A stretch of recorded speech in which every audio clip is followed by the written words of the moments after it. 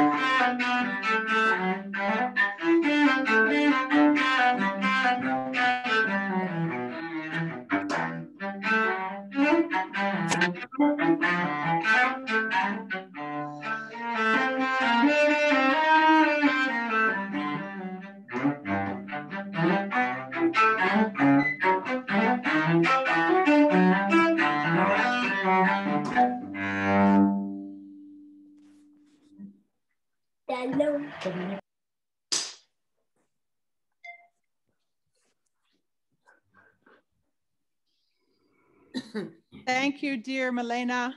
Welcome, dear friends. Milena, would you like to share with us what you just played for us?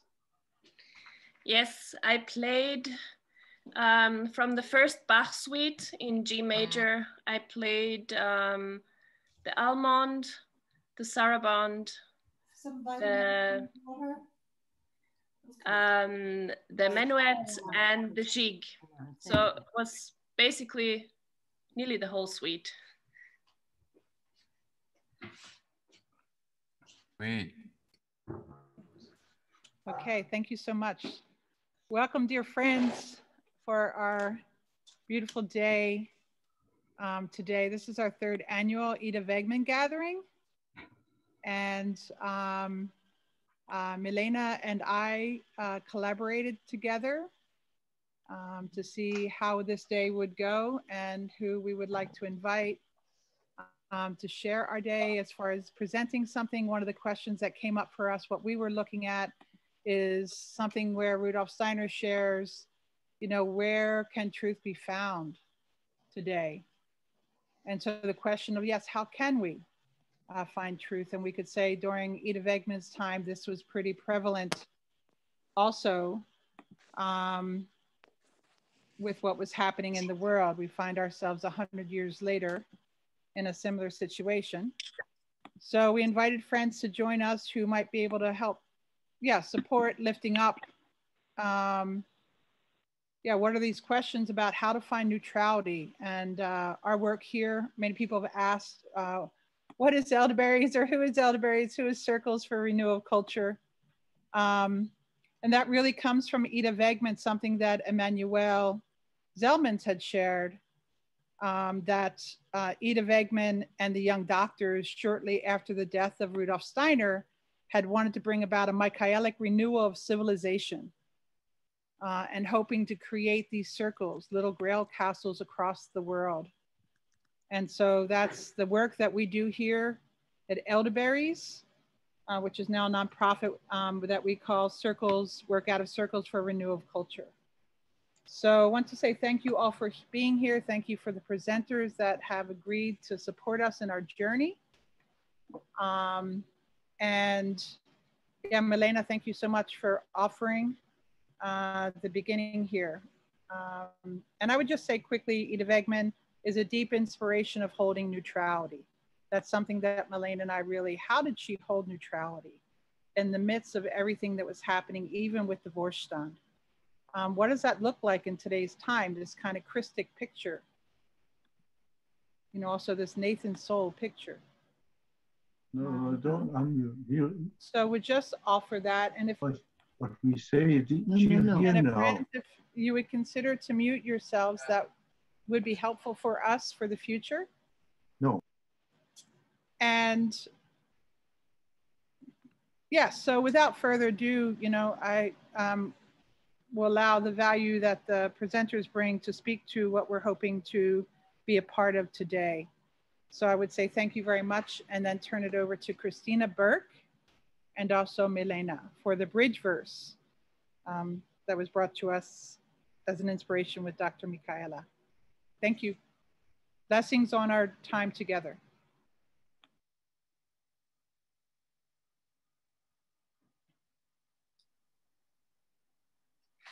The bridge verse was given December 21st, 1920.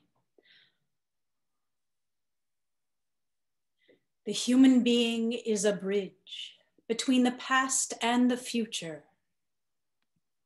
Spirit grown to soul in matter's husk comes from the past. Soul growing to spirit as seed encased journeys toward the future. Grasp future things through past ones. Hope for evolving things. What has evolved? So grasp existence in evolving growth. So grasp what will be in what exists.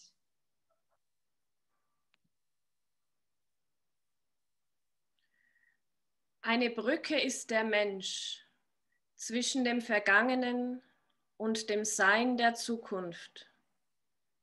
Gegenwart ist Augenblick, Augenblick als Brücke, Seele gewordener Geist in der Stoffeshülle. Das ist aus der Vergangenheit.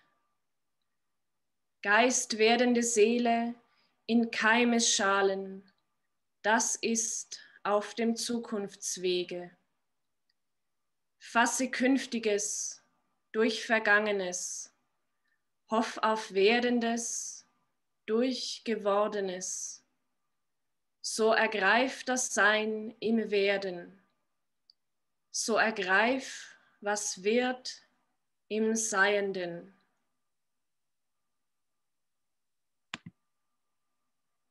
The human being is a bridge between the past and the future. Spirit grown to soul in matter's husk comes from the past. Soul growing to spirit as seed encased journeys toward the future. Grasp future things through past ones. Hope for evolving things through what has evolved. So grasp existence in evolving growth. So grasp what will be in what exists.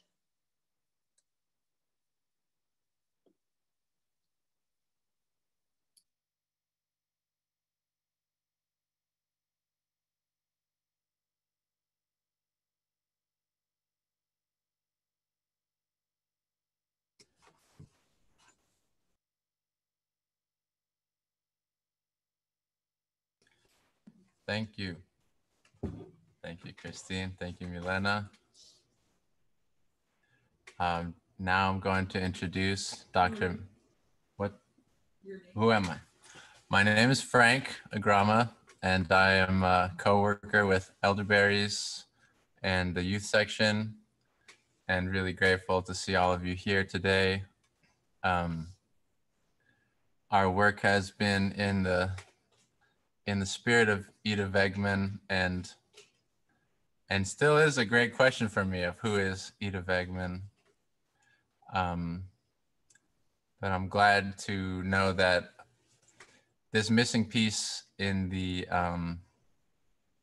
present is just this question of the feminine in the story of this last century.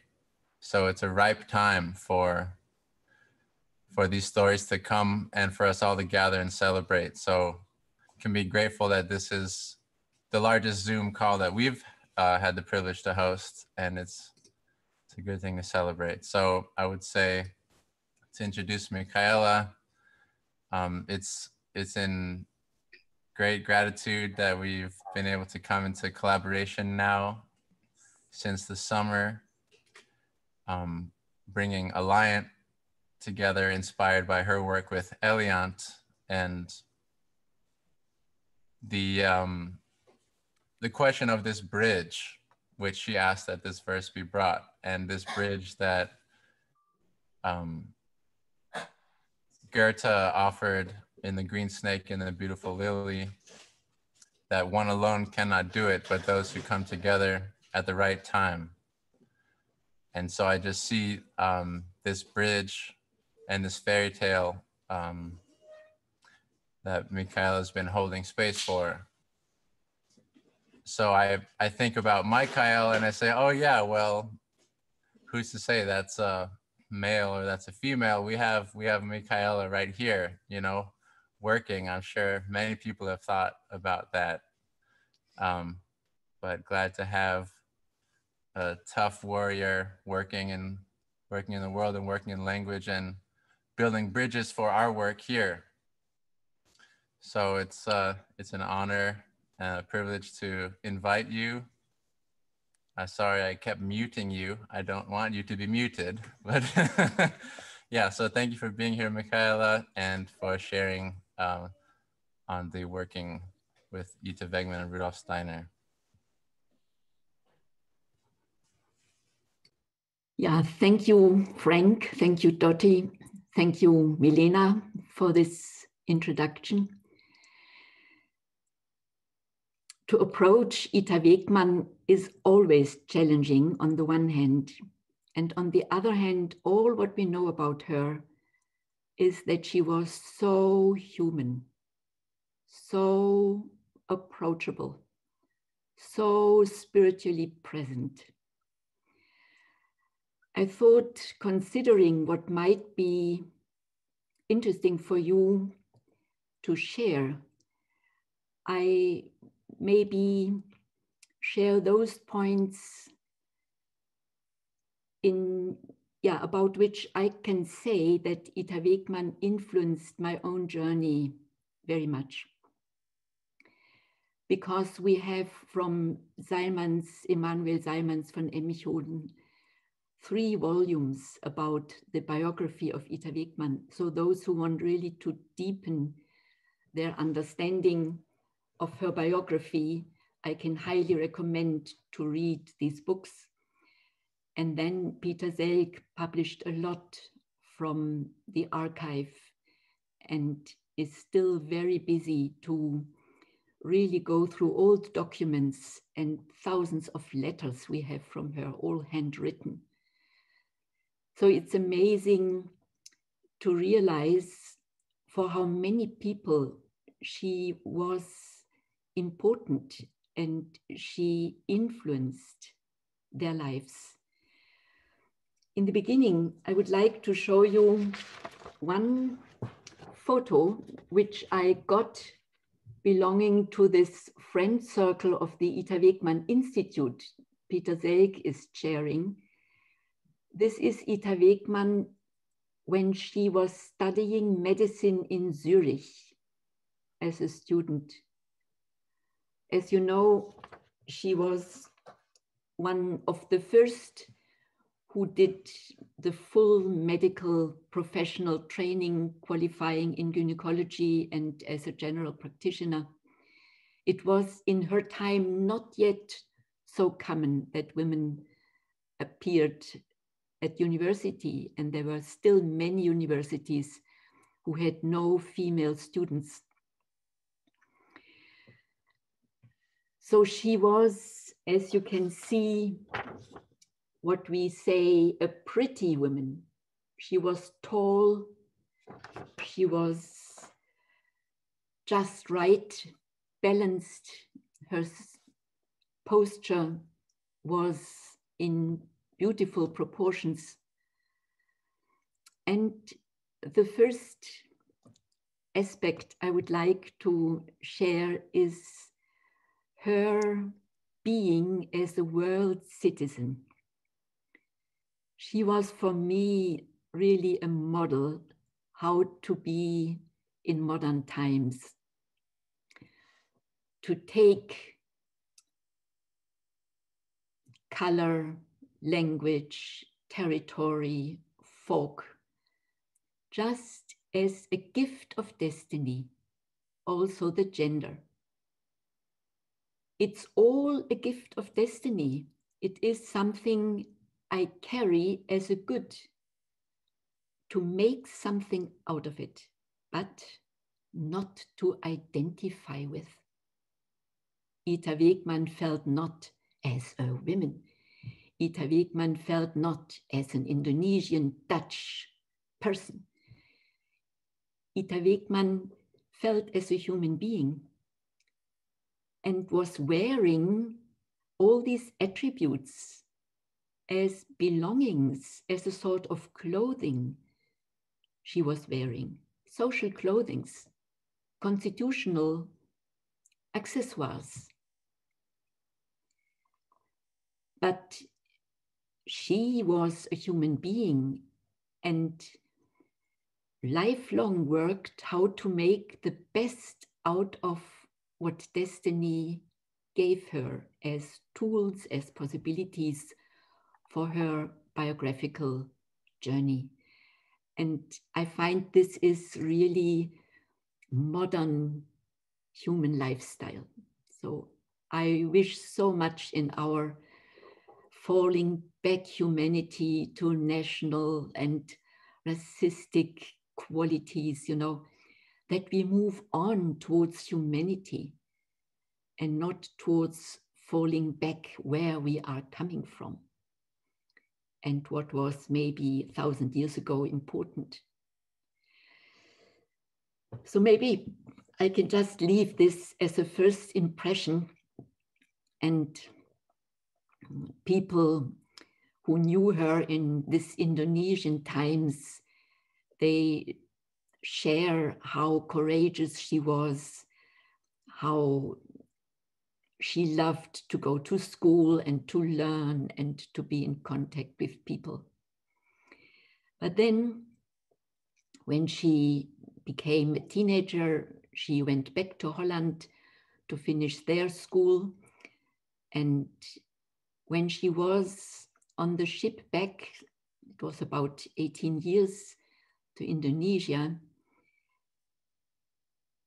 her fiancé,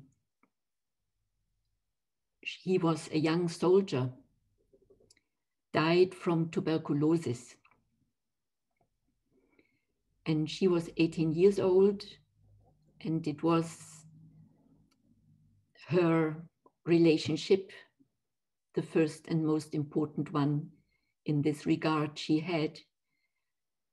And to have him now on the other side of the threshold was an amazing experience for her. So the mission of this boyfriend was that he opened her mind for the realm beyond the threshold.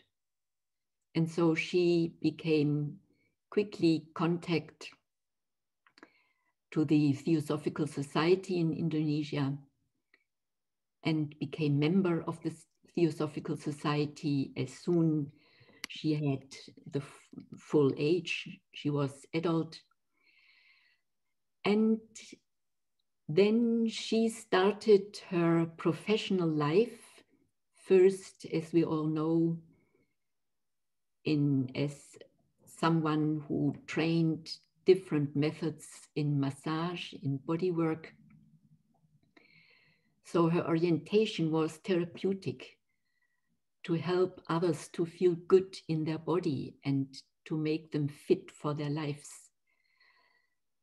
And so she came to Berlin and listened around the beginning of the 20th century, one of Rudolf Steiner's very famous lectures, what was already mentioned about Goethe's fairy tale of the green snake and the beautiful lily.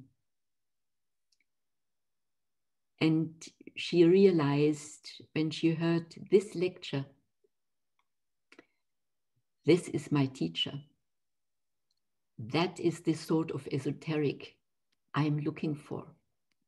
And that is very interesting because before that Goethe lecture, she heard already other lectures by Rudolf Steiner, but she wrote in her diary, I did not attend a lot of these Steiner lectures. It seemed to her rather philosophically. It was not what she was interested in primarily.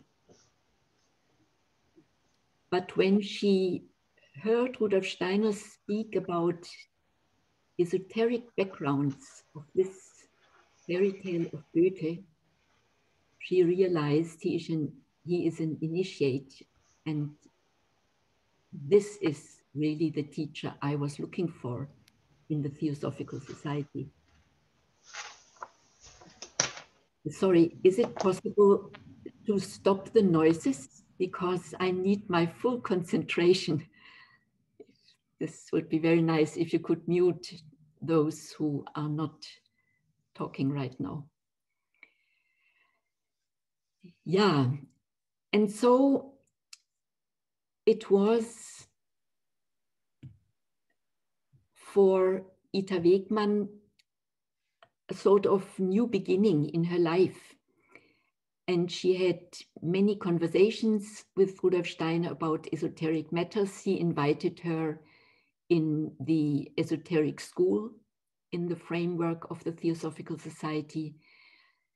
And in many conversations, she also shared about her professional engagement. And she started one day as well a bit to complain, particularly about physicians, how ignorant they are, how little empathy they really have for the needs of the patient.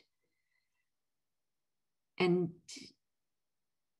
one day Rudolf Steiner said to her, you know, stop complaining.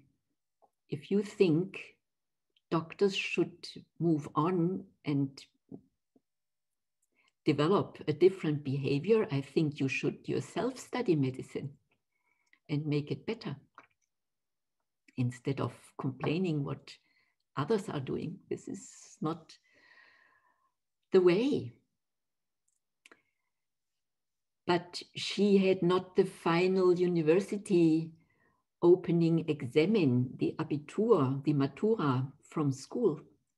So she first, and that's what she also said, then I need first to go back to school, so to say.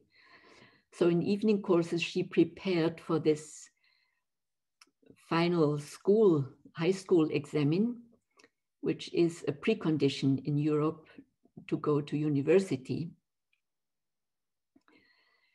And then we have a very touching letter from her to Rudolf Steiner before she passed this examen. She asked Rudolf Steiner if he could not give her a meditation to calm down her fears of examination. She wanted so desperately really to make it and not to repeat it. She wanted to study medicine, and she realized, but the chance to fail is still given. And unfortunately, we do not have the answer by Rudolf Steiner. This would have helped for sure a lot of students. But the honesty in which she describes her soul situation before this examen is so encouraging, so touching. And I often shared it to young people that this is not exceptional. If you have your first decisive examen to pass, it's a little initiation you have to go through. And therefore, I wanted to mention it. She was so honest. And that is something which Rudolf Steiner also liked very much in her being, in their relationship. One could absolutely trust what she was telling.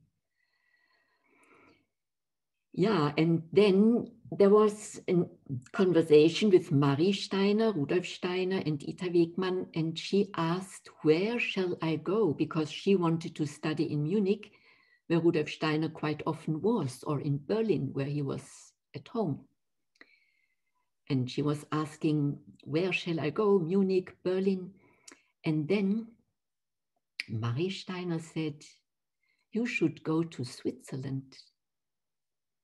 Our movement will anyway come one day there. You know, and this was 1907. And Rudolf Steiner was still not yet working out the mystery dramas. He had not yet planned the Goetheanum as Johannesbau in Munich. You know, all the following years where Ita Wegman were studying, Munich was supposed to become the center for anthroposophic work. And the main building, the Goetheanum, the later Goetheanum, should be there. But Marie Steiner just said this. And so it happened. Because in 1912, in autumn, it became clear that the authorities in Munich did not give the permission for this building, although Rudolf Steiner tried to follow all the obligations. The final decision was a clear no. And short time after that, he was invited to Switzerland for lectures, and he came to Basel, and he lived in the little outdoor house, countryside house from this. He was a dentist, a rich dentist, Basel citizen. And he shared to his host this problem with Munich, and he was very interested and asked a lot. And when it then was clear there is no possibility, then Mr. Großheinz said, but it's interesting, I recently bought a huge land in Dornach, and my wife did ask, but what do you want to do with this land? Of course, in Switzerland, to buy land is an investment. In many countries, it's like that. But there was no reason why to take this one. And then he answered to his wife and said, I do not yet know for what it is good, but it might come. And when Rudolf Steiner shared these problems of having not the permission for his building, for his mystery theater, he immediately said, in the presence of his wife, you can have the land. I bought it. I'm happy if you can use it. And so Rudolf Steiner visited together with the two this land, and then it was said that he slept this night after this, looking the land, observing the land. He could almost not sleep. He foresaw probably many, many things that will happen at this place. And it is, of course,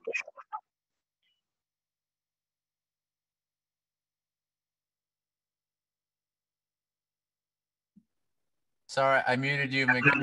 Sorry, hold on.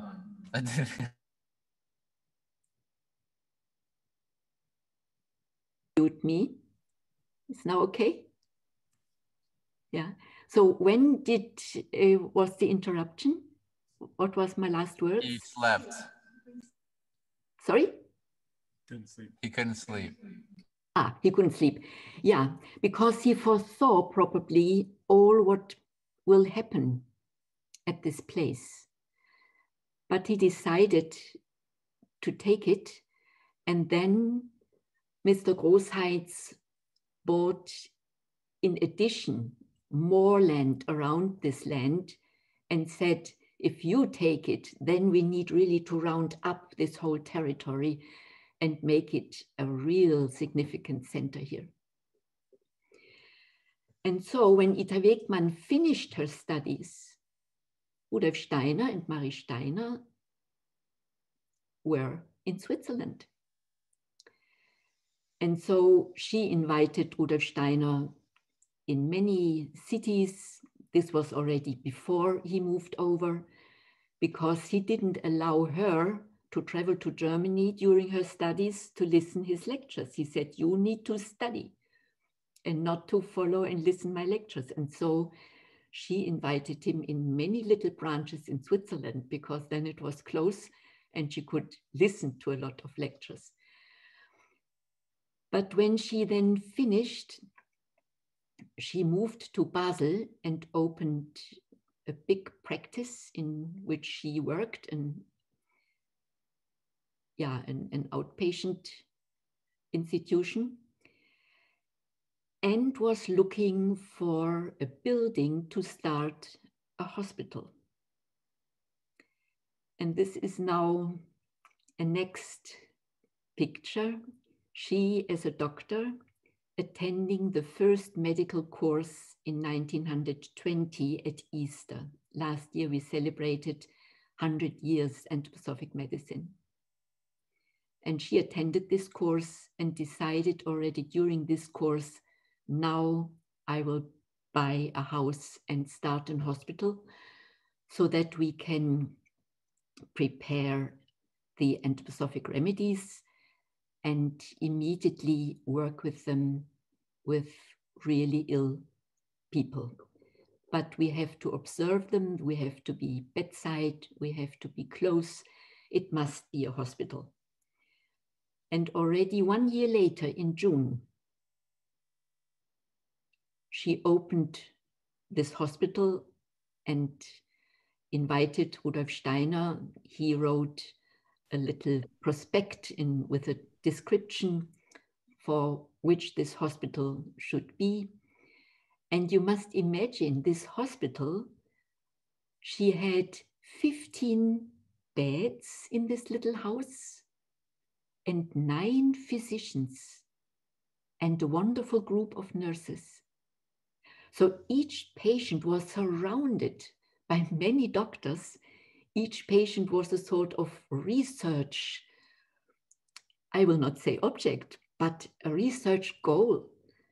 So to understand out of anthroposophic understanding, to make anthroposophic diagnosis and come out of understanding the imbalance of the 4 members and of the threefold organization, to understand each concrete situation best possible.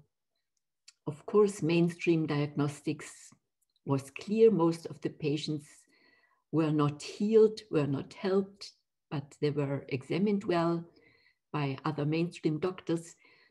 And then she got from all over the world patients with severe problems who wanted this anthroposophic treatment. And Rudolf Steiner saw in the years 1921 until he fell ill in autumn 24. So in these a bit more than 3 years, he saw almost 600 patients with her. Every free time he had, beside lectures and other obligations as the leader of the newly founded Anthroposophic Society, he spent in the hospital to help this new medicine to start and to root well. In this hospital, which then later had the name Ita Wegman Clinic, and today it is Clinic Arlesheim, which was the first name. It was just a hospital in Arlesheim. She had a subtitle, Clinical Therapeutic Institute, to make clear we are researching the concept of a new medicine. And when she still was in Zurich and had there her first practice before she moved to Basel, she heard already about mistletoe out of lectures and advices he gave.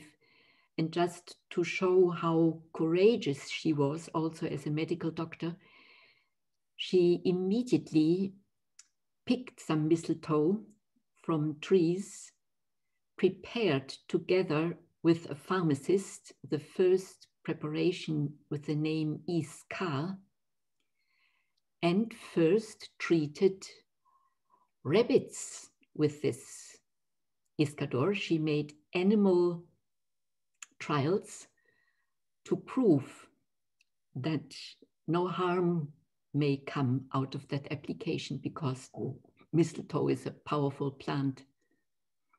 And these rabbits felt so good with this mistletoe injections. And so she did not hesitate to start to treat cancer patients with significant success. So this courage to heal, this taking serious the results of spiritual research and just do and just observe the result and learn out of this observation how to improve. And when she had questions, she immediately came up with them to Rudolf Steiner. So she was one of his most active students. And what he loved particularly was that she brought anthroposophy in practical life. As you know, to make anthroposophy practical, this was Rudolf Steiner's goal from the very beginning. But he had to wait until people were asking him. So this is a mystery. Already in 1907, he gave lectures on education out of spiritual knowledge. No one did ask how to do a school. He had to wait until Emil Molt, after the First World War, was asking him. And so it was for him the biggest joy of his life that in the last years, really the very last years of his life, world of education, biodynamic agriculture, anthroposophic medicine, Christian community, at least 4 very important cultural fields could be started as spiritualized everyday professional life, so that he could say, to educate rightly understood, to do medicine rightly understood, to do agriculture rightly understood, to do religious work rightly understood. It is all service for God. It is divine service or service for the divinity. It is Gottesdienst. And in his last lecture for medical doctors and priests together, he even says, no profession is subordinated to the other. The priest is not higher than the doctor is not higher than a priest. These professions are all coordinated to one another because they all serve the spiritual world. And that was the impulse of Ita Wegman, to serve the spiritual world, to live in the light of the spirit, and to do all her work in service of humanization of humanity, to contribute to this tremendous task in materialistic times, which becomes so dehumanized through the wars and through materialistic thinking and so on. And to plant this seed to humanize and to stop this illness of one-sided materialistic thinking. So this was she as a doctor, and about her to the young doctors, for example, Rudolf Steiner said often, she has the will to heal. She is really willing to help. She has the courage to heal, and she has this sense for destiny. He even said karma wille, the karma will. Because whatever we do, we influence destiny. But to do this out of this clear attitude, of course, when I act, I influence the destiny, but I do this out of my best intentions.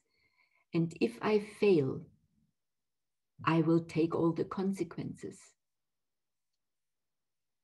So this beautiful bridge meditation we heard 3 times in the beginning, that was really her destiny will, to live always in presence, knowing we are all coming out of a past. We cannot know what all happened in that past. And we have to go towards future. How can we use this moment of bridge to help one another, to humanize, to develop further? So that was the mood in which she worked and lived. And therefore it is very significant that between this first medical course, Easter 1920, and her opening of her hospital at St. John's time, before St. John's time, it was 6th of June, so in summertime, between these two was Christmas.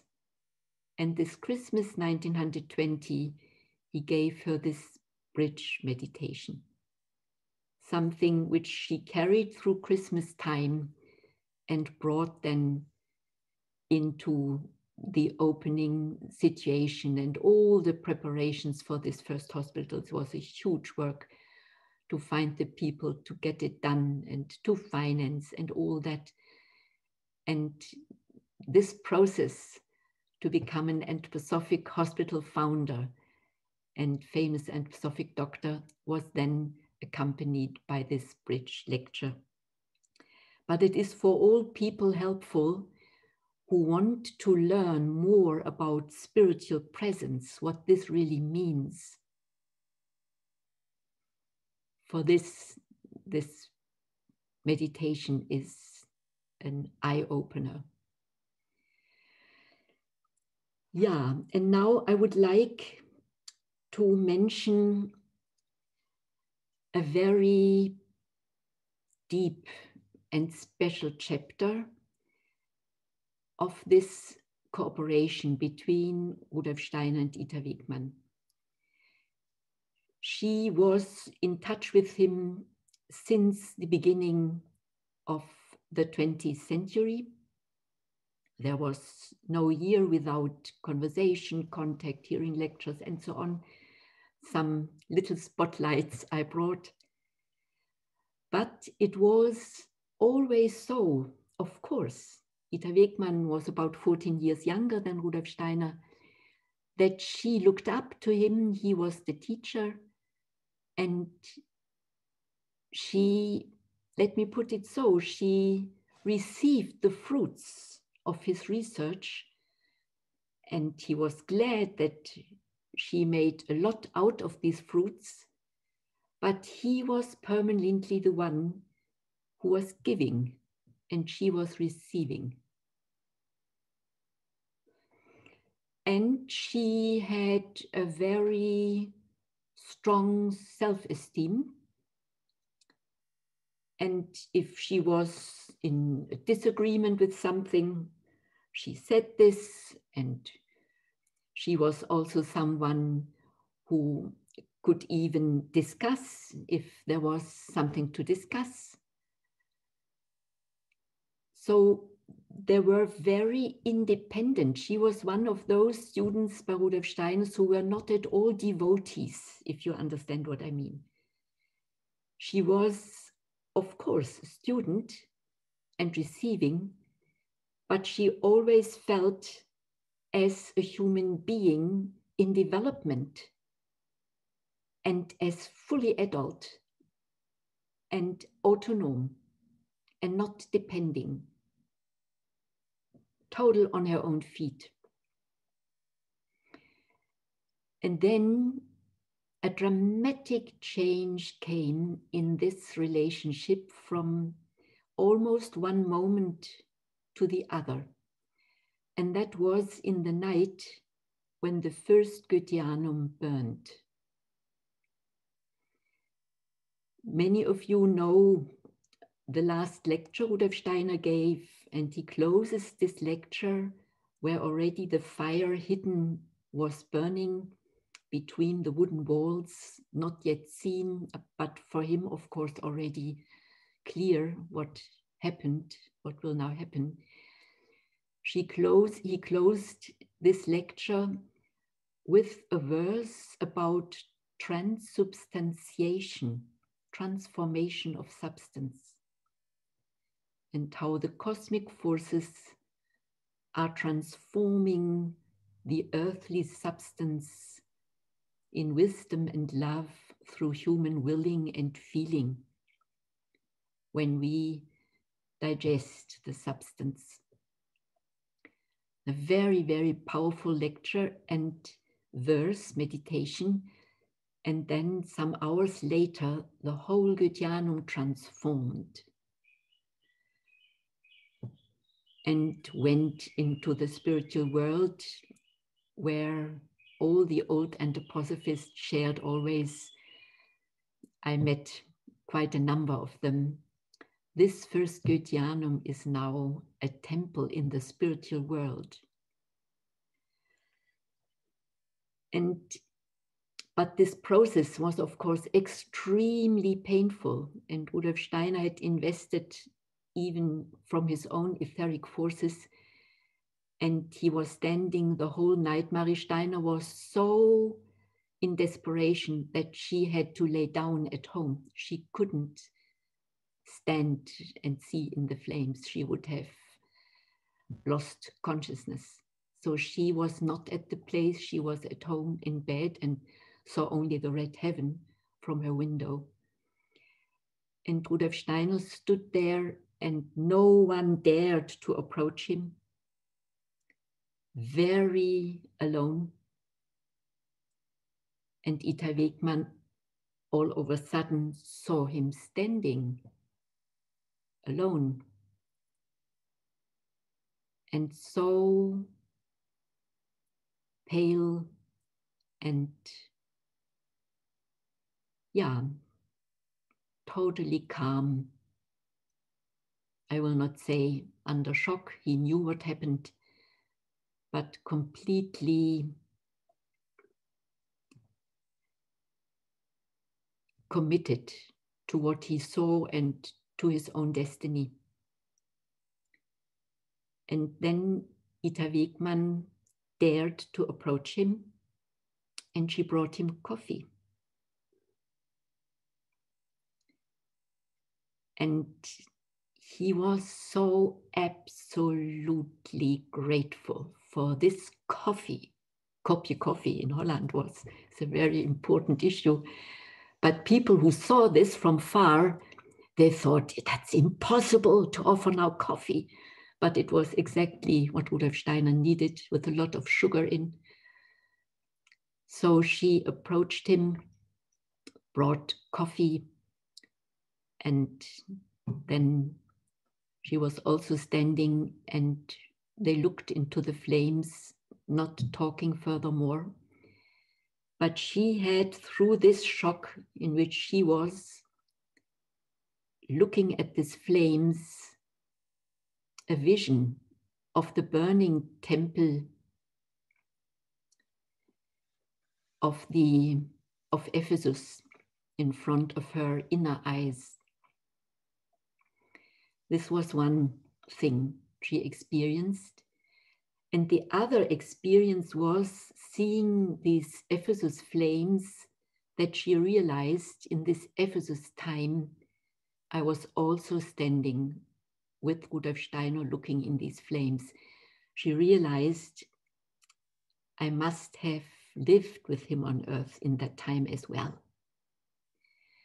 And then another deep thought came up in her. Maybe I have the task to help Rudolf Steiner to fulfill his work. So she shifted from taking and receiving the gifts and fruits from him into the permanent question, what can I do to realize what Rudolf Steiner wants to be realized? She realized he needs help. He is a human being, and a single person cannot do a lot. if not others are gathering, if there are not people really just committing to do what he needs, and not, I know I'm self-standing, I know what I want to do. No. Maybe this is not so important. So she immediately realized that her task from now on will be to make her destiny to be an instrument, to become an instrument for Rudolf Steiner's intentions as an initiate. And then later she shared this with him and she asked him if she saw right with these flames and this looking back into an past destiny. And he confirmed. And in this conversation, he also shared the incarnations in between and how important it is that she now really becomes this helping friend again, which she was in different ways, more or less harmonious, but supposed to become in the earlier incarnations. And therefore, from that moment on, they had a very powerful spiritual connection. She received a lot of meditations from him. Emanuel Seilmans and Peter Selk published a book in which all these meditations are described. I think it's also meanwhile translated into English as a 4th volume of the Ita Wegman biography.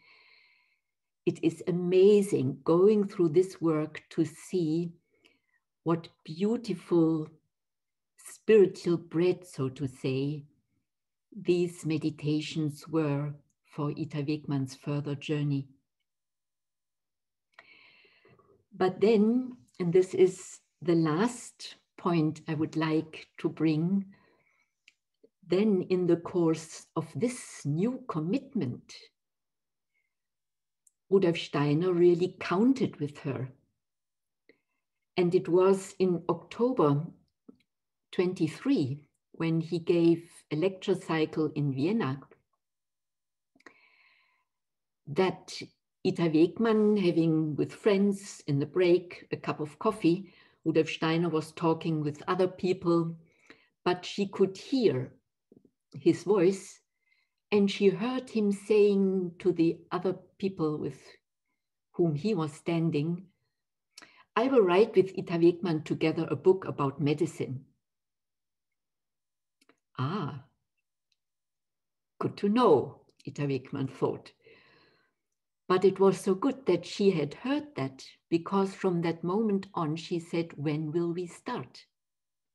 And if she would not have known this and again asked him to start, and then when they have started to continue, we would not have this book.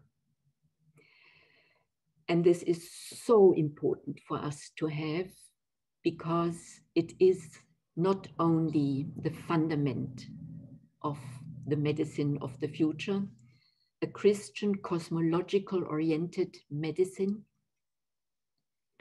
still many things not yet understood and of course under and not yet developed, but it's coming, the seed is there. So it's not only the importance of this book as such, it is the importance of the collaboration. Because this collaboration in context of this book, and of course parallel this permanently seeing patients, and some of the case stories they have seen together are integrated also in this book. I think most of you know it, Fundamentals of Therapy. It's the only book he wrote together with a co-author. And she wrote for this book a suggestion for a foreword. And Rudolf Steiner did not take this forward. He wrote another one, which then was taken. But in her documents after her death, her foreword was found. And when I became the leader of the medical section, I of course tried to get to know what is possible. And during my time, then these biographical volumes appeared. And Walter Holzapfel, who was before Friedrich Lorenz, the leader of the medical section, Friedrich Lorenz died and I was the follower of him. But Walter Holzapfel, to whom Friedrich Lorenz followed, he was still alive. He was, so to say, a bit my medical section grandfather. And he showed me this and said, I published some circular letters, and in one of these circular, and he gave me these old circular letters who were sent out during his time. And that motivated me, of course, then from that time on also to start to publish newsletters from the medical section. And in the second of then my series of newsletters, I reprinted this foreword because it was for me the most precious text I ever read. It was for me the eye-opener in two things. One, what was the secret of the cooperation of Rudolf Steiner and Ita Wegman? She describes it in this foreword, and probably because of that note and a bit too esoterically concrete character, he did not take it, because those who know the book know he writes it so crystal clear in terms from which he hoped that every normal scientist, if he is good-willing, will understand or can at least make sense out of it. So you find no higher beings there, no teaching about reincarnation and karma. It's all out of the book. You only find crystal clear thoughts about the connection between macrocosmos and microcosmos, the relationship between nature and the human constitution, and about the main metabolic pathways in the light of spiritual knowledge. You find really only the medical core, but in the framework of macrocosmos and microcosmos. And he is mentioning two books one has to study already in the first chapter if one wants to make sense out of this book. And that is Knowledge of Higher Worlds and Occult Science.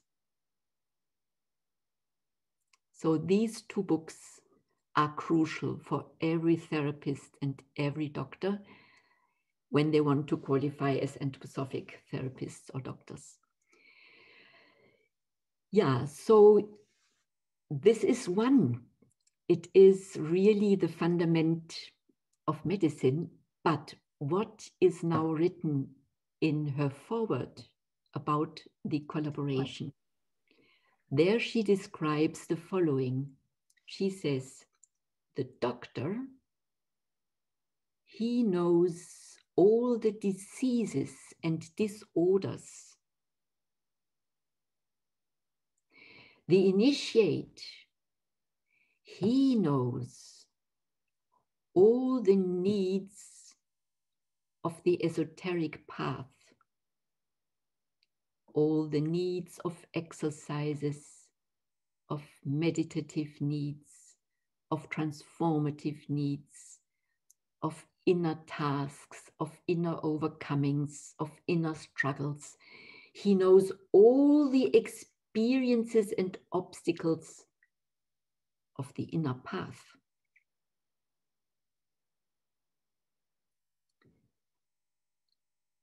And when they work together, then they discover the following, and that is the esoteric foundation of medicine,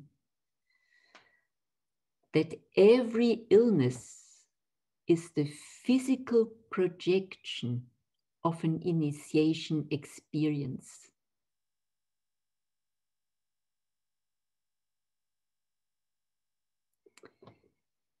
And that was the way they worked together. So when they saw physical symptoms, they immediately developed the counter picture, which forces are now working on the wrong place,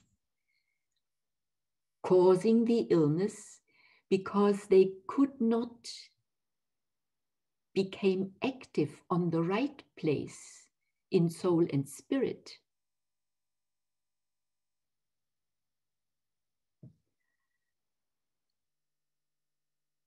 And this secret, how illness comes about through incarnations as a gift of destiny.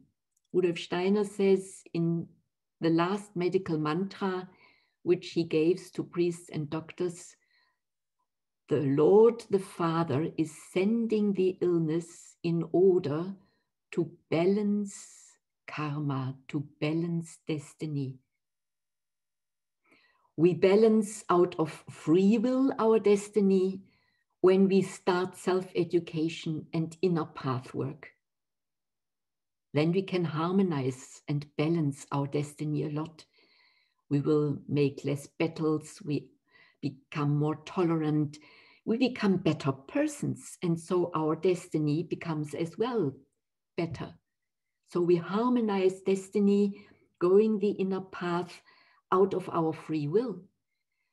But if we do not enough and our destiny needs other faculties from us, then the Father God is sending an illness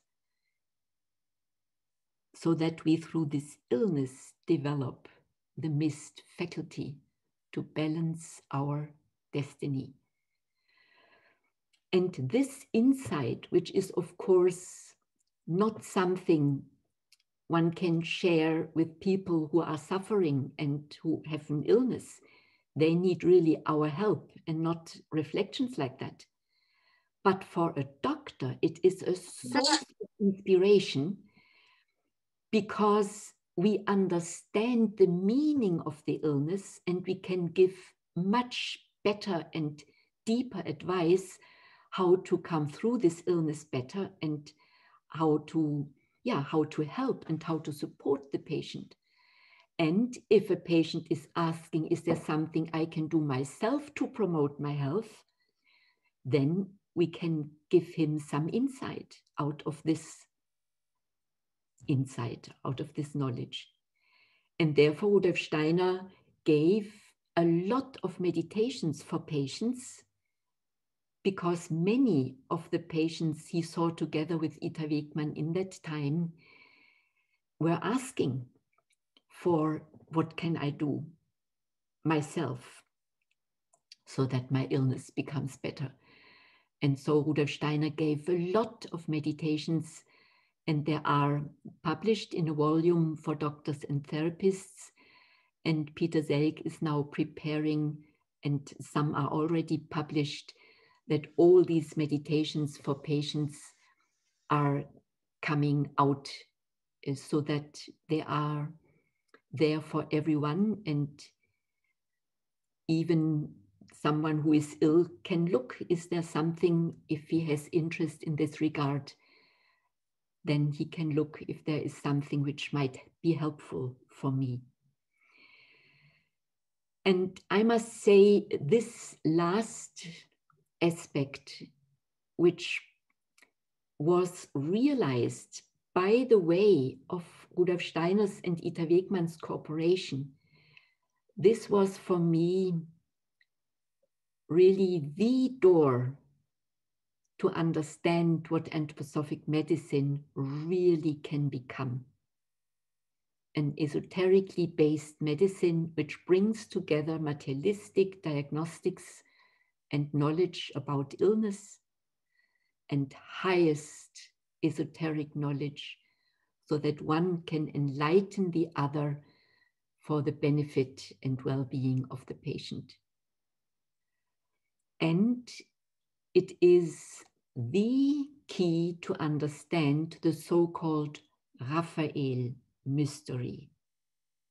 We know the mystery of Michael. Rudolf Steiner spoke a lot about it. But about Raphael, he is not talking a lot. And the most important about Raphael is the so-called Raphael imagination, or the Easter imagination. And it is very interesting that in his Easter imagination in October 23, when he speaks about this, he says the Raphael and Easter imagination, that is Christ between Lucifer and Ahriman, that is the wooden sculpture, which should be in the center of the first Goetheanum, and was not burnt because it was not yet finished. Therefore, we have this wooden statue, 9 meters high. And when you see this statue, I show you, you all know it, then you can see on the one side, Lucifer and Ahriman directly connected with one another, not balanced by the Christ. And on the left side, you see Christ in the middle and Lucifer and Ahriman balanced with their forces by the Christ.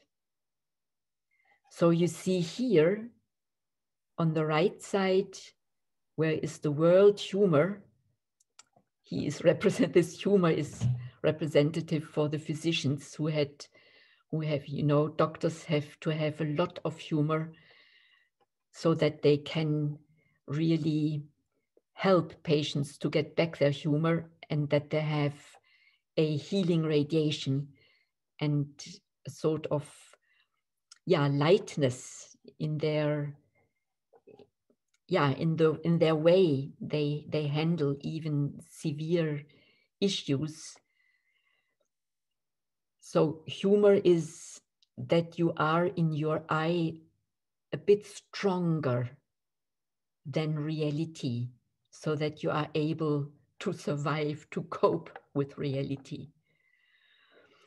So it makes a lot of sense. That's what I want to say, that the humor is there where pathology is ruling, and Lucifer and Ahriman are just having their festival and attacking and tempting humans, misguiding humans. And on the other hand, we see here the archetype of healing. And that is the mystery of healing, and that is the mystery of Raphael. And in the Raphael imagination, Rudolf Steiner describes that the Archangel Raphael is standing close to healers, brotherly, in conversation with them, teaching them about the ill-making and healing forces in the world. And he also says in future, one will celebrate, one will draw out of this imagination a Raphael Easter play, which brings into clear experience the drama of illness and the joy of healing and help. So Raphael is an archangel. When Rudolf Steiner was asked by Ernst Leers, but how can we approach Raphael? Then he said, it is quite easy to approach Michael, but then long time comes nothing. And then Raphael. Ernst Leers shared this with me personally. I met him during his lifetime. And he said to me, first I thought he is not taking me serious with my question. But then I realized how serious this answer was. Because Michael is the Lord of knowledge. And it's quite easy to understand something. Yeah? To get an idea of Michael's mission, yeah, you can also share this with children, they will understand. But to realize this mission, to develop this high altruism, this high service mood, this total selfless commitment to the well-being of the world, of other people, this is an immense journey. But that is the quality through which Raphael can reveal himself. He can only reveal between doctor and patient if the doctor can completely instrumentalize his faculties in service of the patient and is not at all reflecting about his own opinion or what he would like to give it as an advice to the patient. All this not, no. To be total in empathy with the other and having this question, please teach me, or your angel teach me, how can I serve you best? I'm in need of therapeutic intuitions. I do not know anything what you need. Please tell me. It is this attitude we know from the Gospels when Jesus is asking an ill person, what do you want that I shall do for you? Although, of course, he knew everything. The patient should tell it. It is medicine respecting freedom of the other person. The patient's autonomy, even if he appears in this moment weak and ill. And this service mood, this selfless attitude, that is this quality through which Raphael can reveal.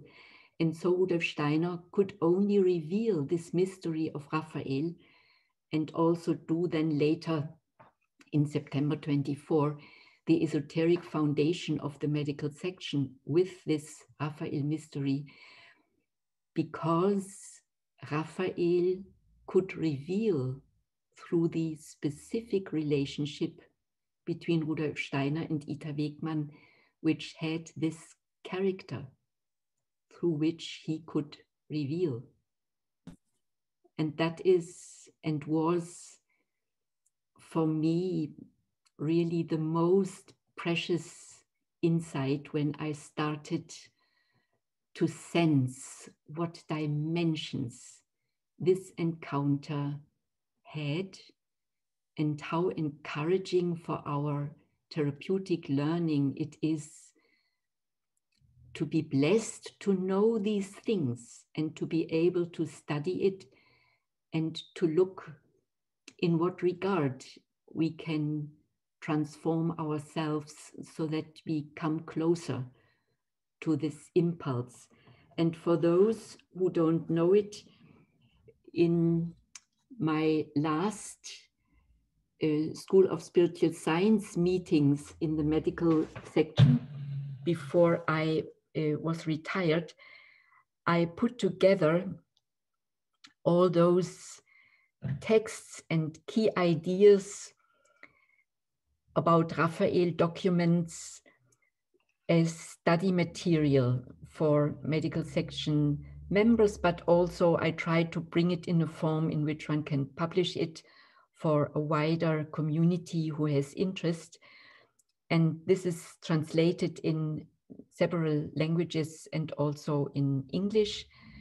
And you can get it easily, I think, even through the internet if you Google that, but also directly through the medical section at the Goetheanum.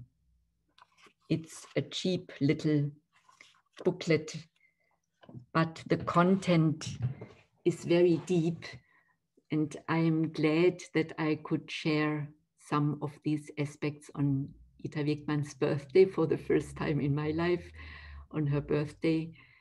And I really thank you, and particularly Milena, who made the suggestion that I shall contribute this here, that this was possible in this Corona times. I think it's important that we also reflect spiritual aspects of medicine and not only the fearful materialistic ones from which we are surrounded.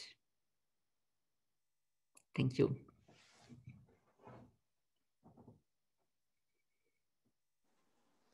Thank you so much. Yeah. Yeah, thank you so much, Michaela. I thought that book was like 400 pages until you turned it to inside. Okay, yes, thank you so much for this rich, huge story, and beautifully shared, warmly shared. Thank you. We're going to move a little bit quickly here on. And I will just hand the mic over to James, who will be introducing Jamin once I just put these mutes on. Okay, there's James. So, and who are you? I'm James Kuhn. I was a former student of Jamin McMillan in the 5-year Spatial Dynamics training at the Spatial Dynamics Institute. I've known him for about a little over 6 years now.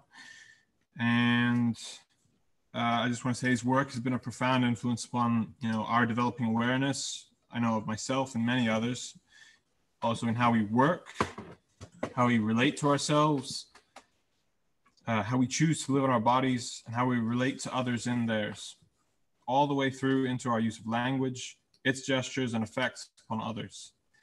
His work is effective. Without further ado, Jamin McMillan. And we will pause the video for this part, the recording. That we were looking at as we began this journey, and I would just say Mila's with the World Social Initiative Forum, with Joan Slee and Juan, Nicole, and I think I might be missing one, I'm not sure, but yeah, what I know about Mila is she loves Ita Wegman. That's what really, I think, kind of bound us together a little bit.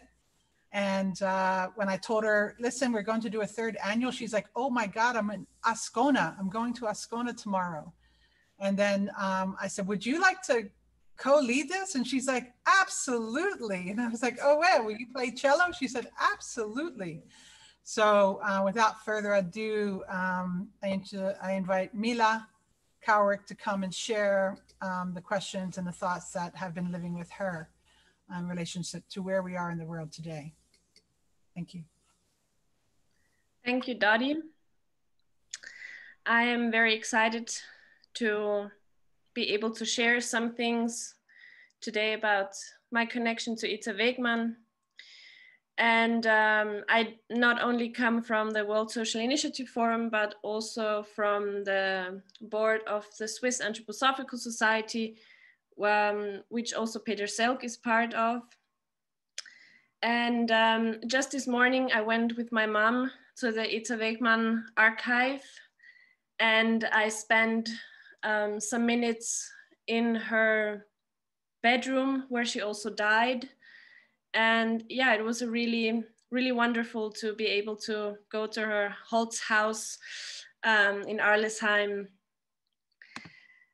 Yeah, and think of her on her birthday. And I've also just come back last week from Ascona, from the Casa Andrea Cristoforo that she founded and where she spent the last 3 years of her life. And it was not my first time there. It's a curative house. And out of the time, I've also the last time 2 years ago, recovering from a pneumonia, I studied her life and got a lot of inspiration from my work in the Anthroposophical Society. And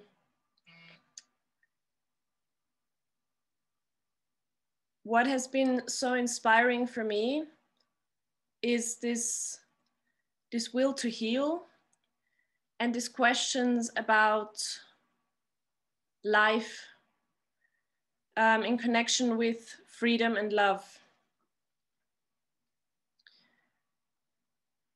And from my first visit in Ascona, there came a strong question about the anthroposophical branches in connection with this question of life and the form. And when I was reading Peter Selk's book, The Last 3 Years, there is a part where it said what Ita Wegman had planned for the time after the war that she already saw coming, which sadly she didn't experience anymore as she died in 1943. Her plan was to go to all the countries, it is said, and bring a new way of anthroposophy. And how it is said in German, I translate it as heart-centered anthroposophy. And this has really inspired me for my work, and this question of the life in the anthroposophical branches and in the society and the School of Spiritual Science have been a big part of my work in the society in the last years. And Ita Wegman's courage to heal has really, and this always moving forward has really inspired me in my work. And when Dodi asked me to speak about something of Ita Wegman, we came to this topic that is kind of the topic also for our meeting today. This question of neutrality and what does it mean for our time. And I have been kind of watching the last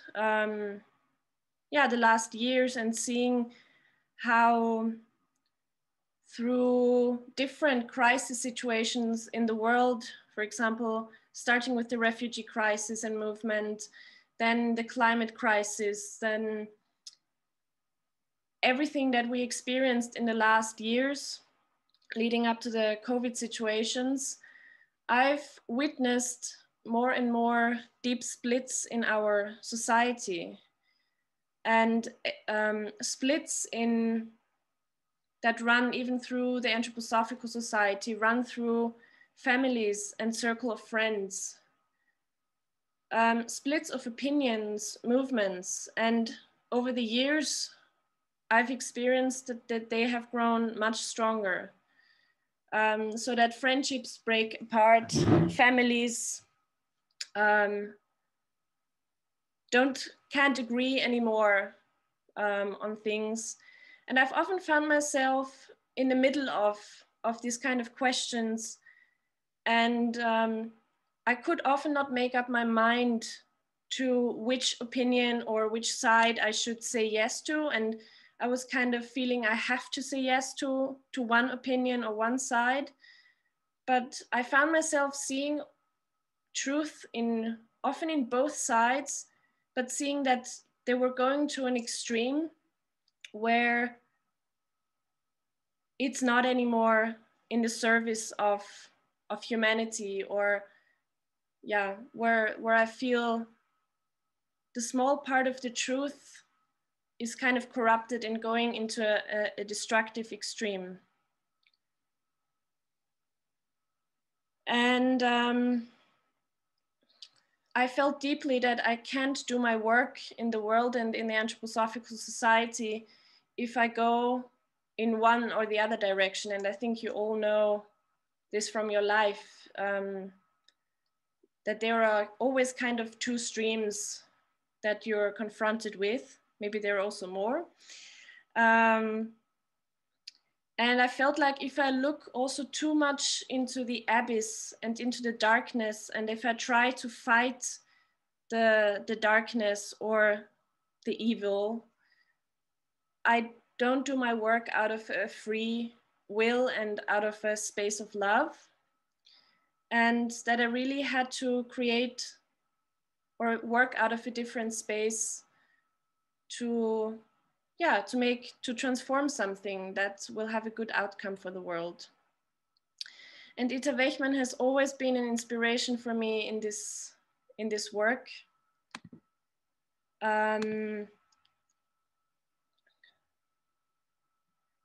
And we can maybe start with the quotes that also Dottie posted in the invitation. I will read it now.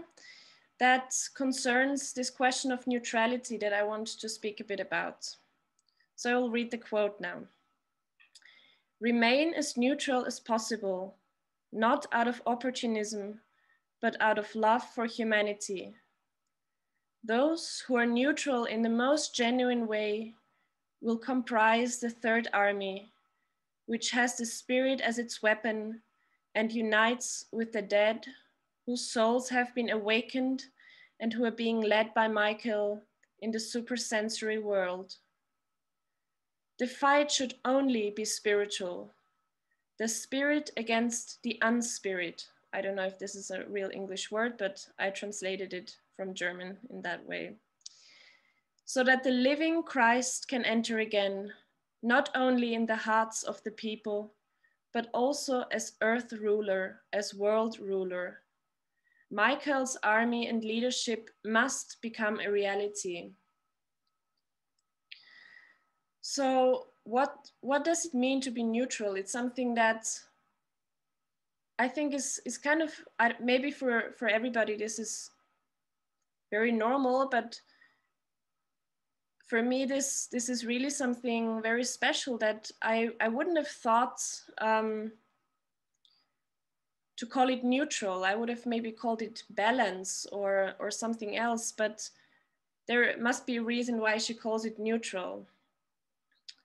And we can see that neutral in her life doesn't mean withdrawing or ignoring what was going on in the world.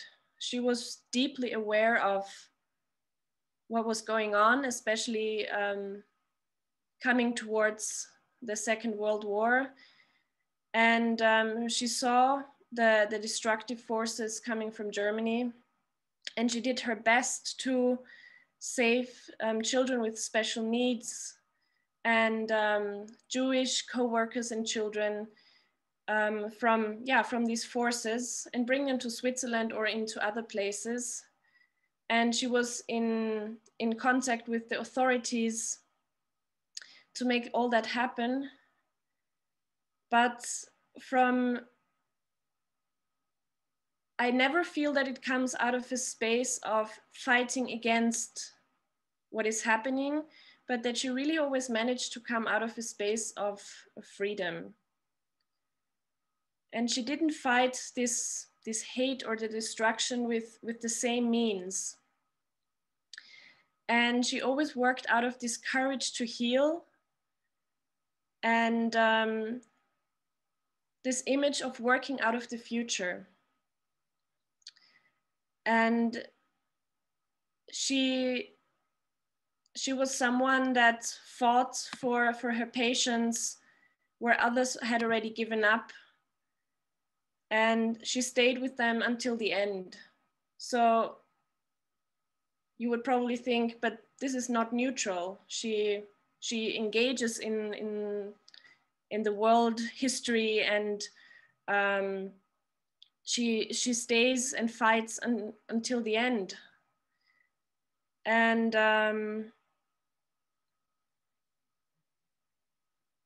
but she didn't fight what came towards her, and this is really amazing considering what happened to her 34, 35, being expelled basically from the Goetheanum and her task in the executive board. But she never fought or tried to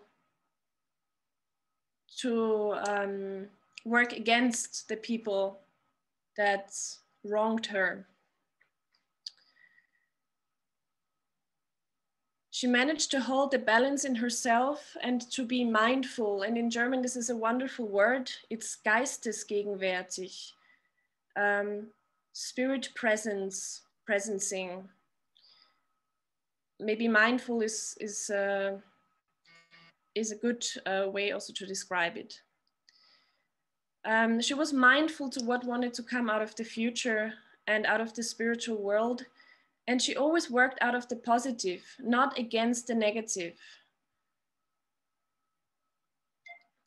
And when I find myself now being inspired by her work so deeply in the last years, and when I find myself in moments of discussions or reading very different articles about a situation, the question that has helped me in regards to this neutrality, does this movement or comment or whatever it is in this moment, does it come out of a space of love for humanity? And does it work towards union and love and freedom in the world? Or actually, does it work towards more separation and creating more fear? And I realized this has become kind of a compass in myself, how to engage with strong polarities.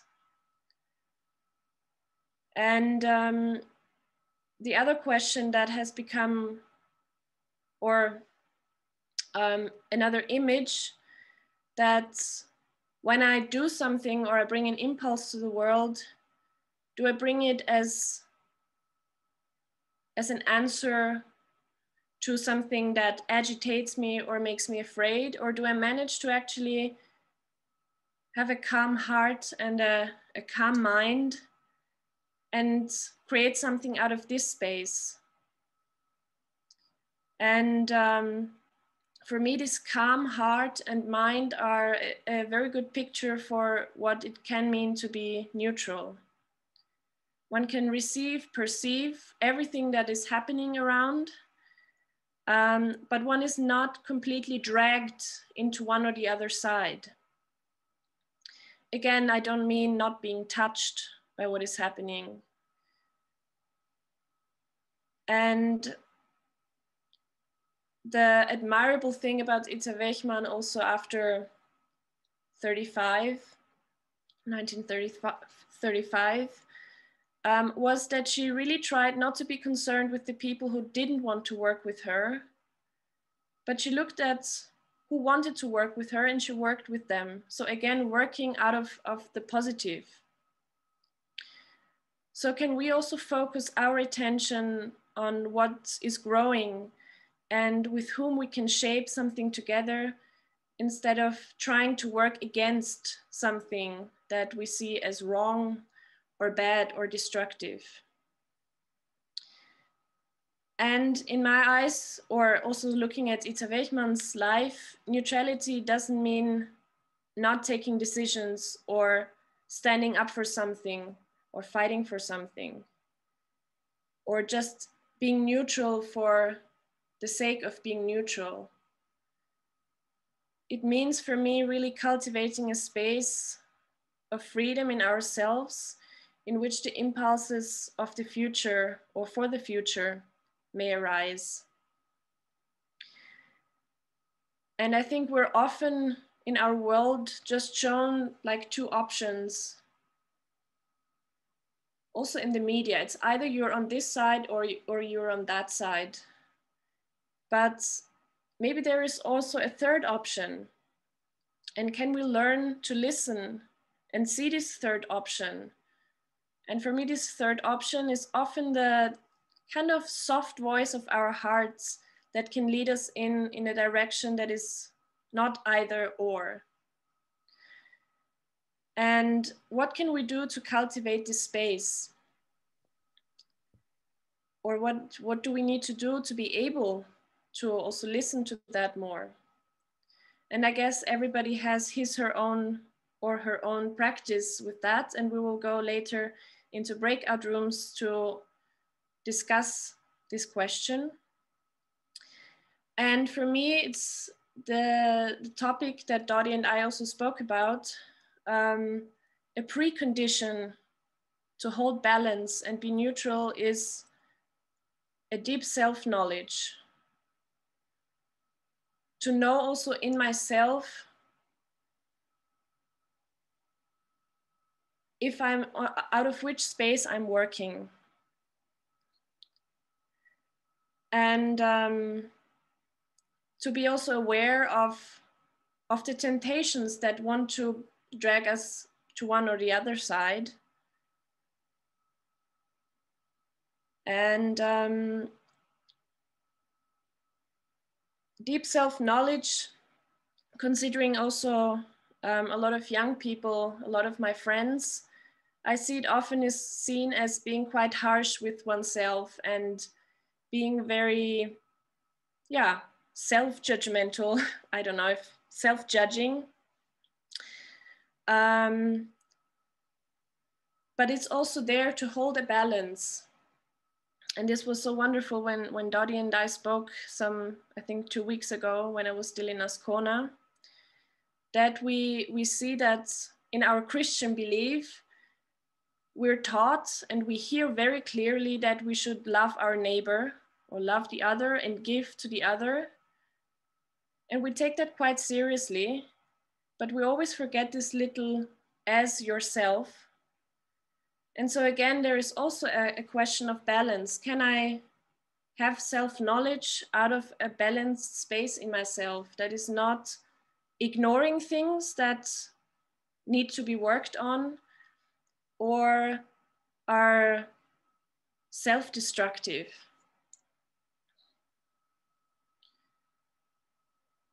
And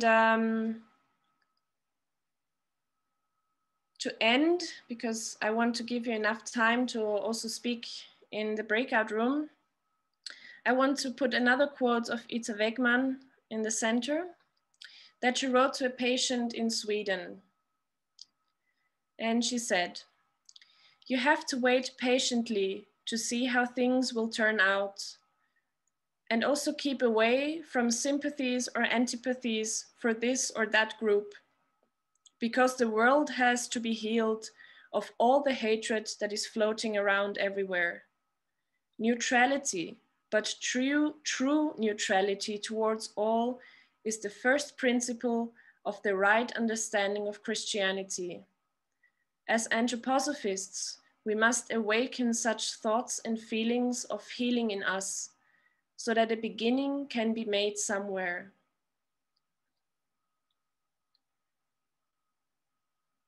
So the question for the breakout rooms, I think, Frank, you will help us with that. I thought of that you can go into groups of 4, and I guess we have about 10 minutes that you can work or share on this question, and then we come back, and I hope there is still time that we can exchange a bit in the group, because it would be nice to hear some of your voices, that it's not just for you to listen, but you can also contribute. So the question is, what does neutrality mean for you in your life? And how do you personally cultivate it? I will put the question and also the quote in the chat. And I want to end my small and short presentation with another quote by Ita Wegman to Leslie McMichael in England, and with a meditation that has helped me immensely in the last years to cultivate this space of inner freedom and balance in my work. So first, Ita Wegman. Whatever comes, we must go forward with wisdom and courage to be ready to build the future, so that the brotherhood of man with equality and freedom may be understood and come into being through the teachings of Rudolf Steiner. A letter to Leslie McMichael, who was in England on the 27th of January, 1940.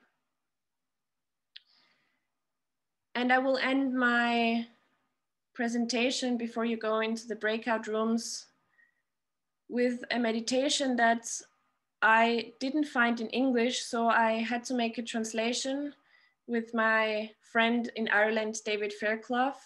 I think he's also here. And I will put the German and the English in the chat later, but for now I will just read the English version. Christ, who you shines in my thinking. Christ, you who lives in my feeling. Christ, you who works in my willing.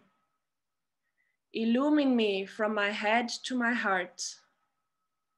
Weave in me from my heart to my limbs. Radiate from my limbs into the world, that I may behold your loving being of light. Learn to live in your sacrificial will as it lives and works in humanity's becoming. And so I feel a part of your being, and so fully imbued by your stream of love, not I, the Christ wills in me.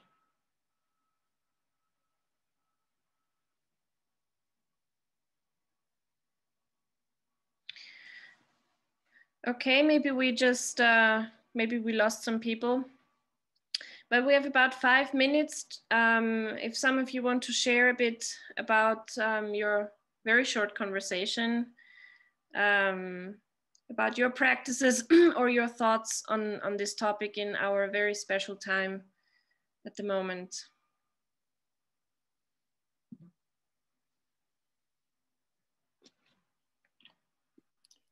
I would share that even though it was a very short conversation, it was very rich, a tribute to how much has been unlocked, Milena. Preoccupied. Whoops. Okay. Thank you. Thank you. I'll keep going. It was just technical overlay. He was talking to the last conversation. Please continue. Well, I was pretty much finished, Frank. It was a rich conversation, tribute to how much was unlocked with what Milena and Michaela and Jamin have brought today, and how much you who prepared it brought in the introductory emails. Thank you.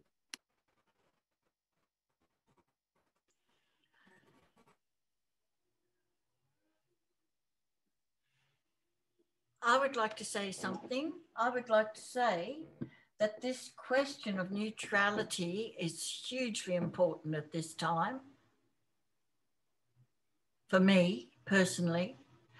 And I wonder if there's any more we can work on with this through with you.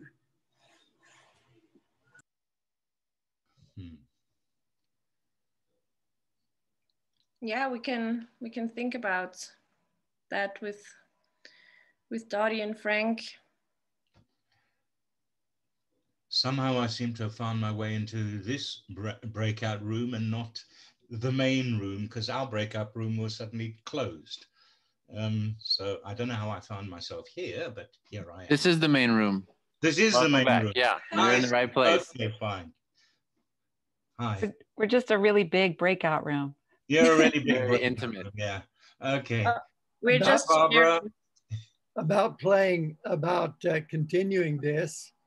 For those of you know the glass bead game or whatnot, just from what has been uncovered here, is research for me for a year.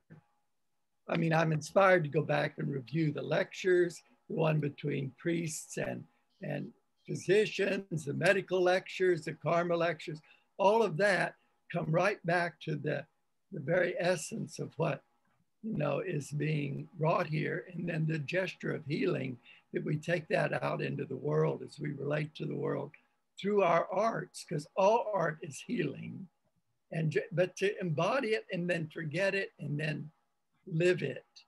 So I feel that, from this short connection, there's a lot to take. Thank you.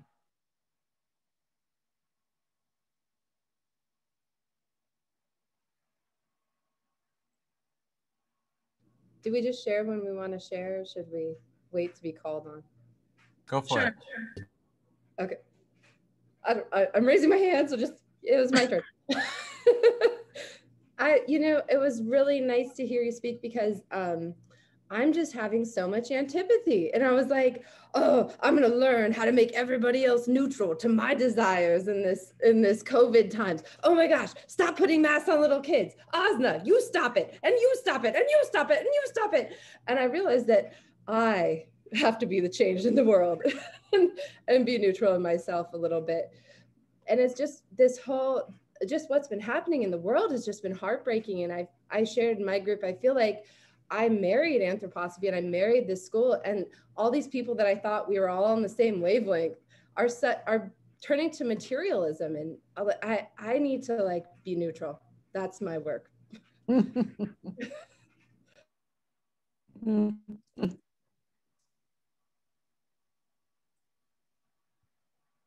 Yes, Charlene. Yeah. Dottie had that quote about Ida's own quote about having patience. And I'm sorry, I need that. But I have to put that in and quell my own anxiety and quell my own astrality. Just I don't know who spoke just now, but just as you are speaking, I feel that too. But I've got to quiet that in myself with patience. I'm ready to sign up for a massage school.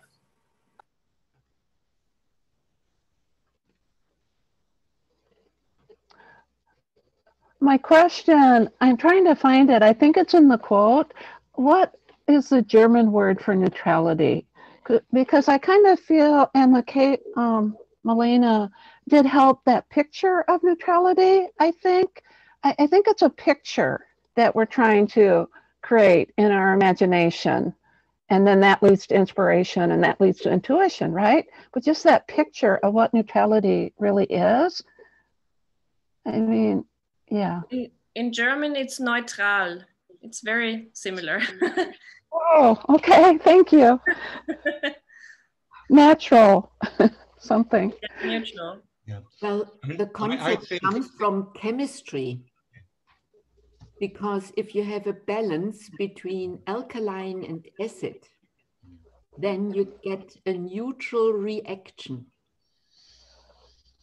So this word comes out of science, chemistry, and because science was mostly formulated in Latin and Greek, therefore we have many terms in our language like neutrality coming from Latin. And this is a scientific term, but now we use it a bit beyond its real background.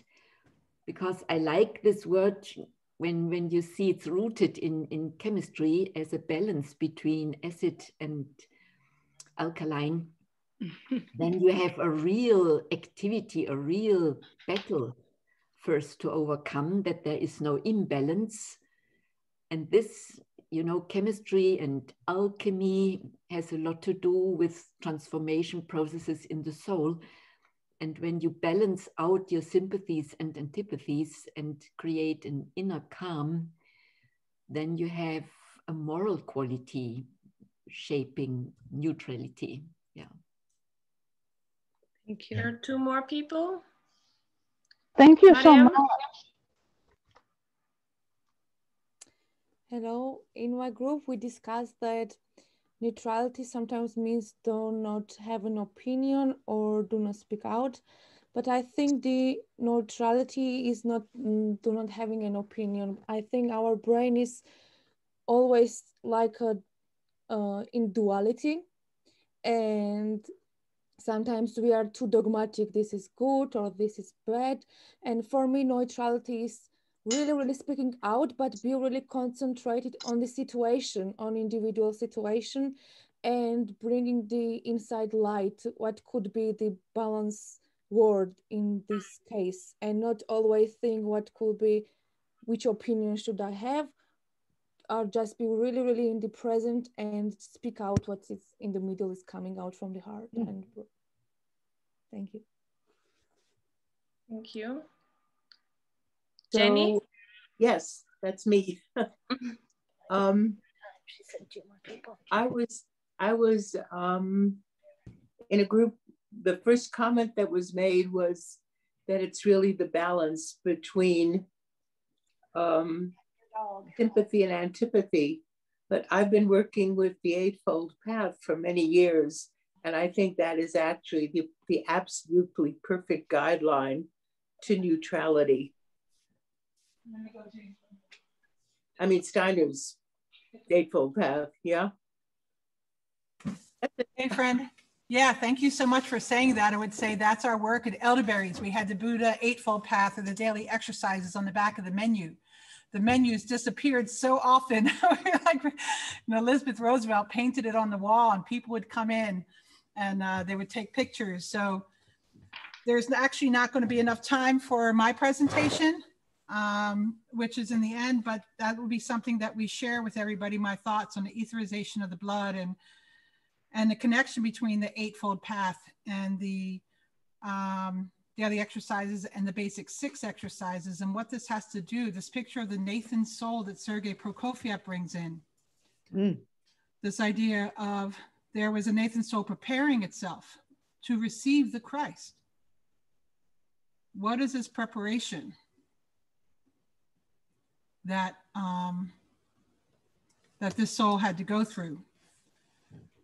And this suffering. So this picture of this neutrality, you know, we could say I balance myself, but actually being neutral. So just want to offer, I'll be sharing that afterwards. And Victor Morrow, I never knew what you looked like. So it's so fabulous to see you. You sent me a book. And so it's just really gorgeous to see you. But I would offer that this picture of, I'm going to forget my words right now, having said that. But something along the lines of how Ida Wegman having the Christ experience, that she too had to develop something in herself to actually become neutral. So it's a practice, it's a path of how we meet each person, each individual. And in our group, what I shared was this picture that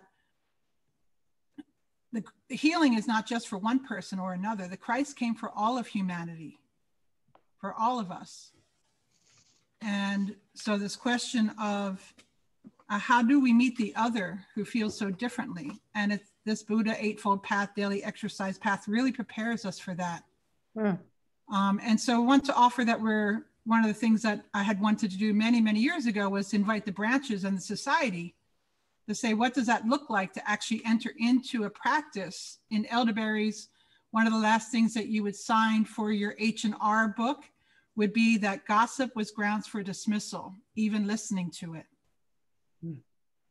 And a young person would say, are we gossiping right now? Well, that's a good question. You know, are we? How are we in the group? So that's something that I'll share with everyone, and it'll be an invitation and check in with Milena and also Frank to say, yeah, how can we begin that path of this, the basic 6, essential 6, you know, and also the daily exercises so that we can develop ourselves and bring about this etherization, you know, this new organ that we're trying to form in these questions of neutrality and being. So I would just offer that. Thank you so much. And I'll share with James, who wanted to share, and then I will introduce Jeffrey. So I just had a point to make about, well, we have this first, in the case of judgment, when we feel those feelings of judgment going outward from ourselves, there is, you know, a way to check it, right? First of all, we can do it negatively. Well, who are you to be thinking that about them? And then there's, you know, you can soften that with humility. And then beyond that, there is holding a positive picture of the other individual. And altogether, that's a, I think, holistic approach, perhaps. Thank you.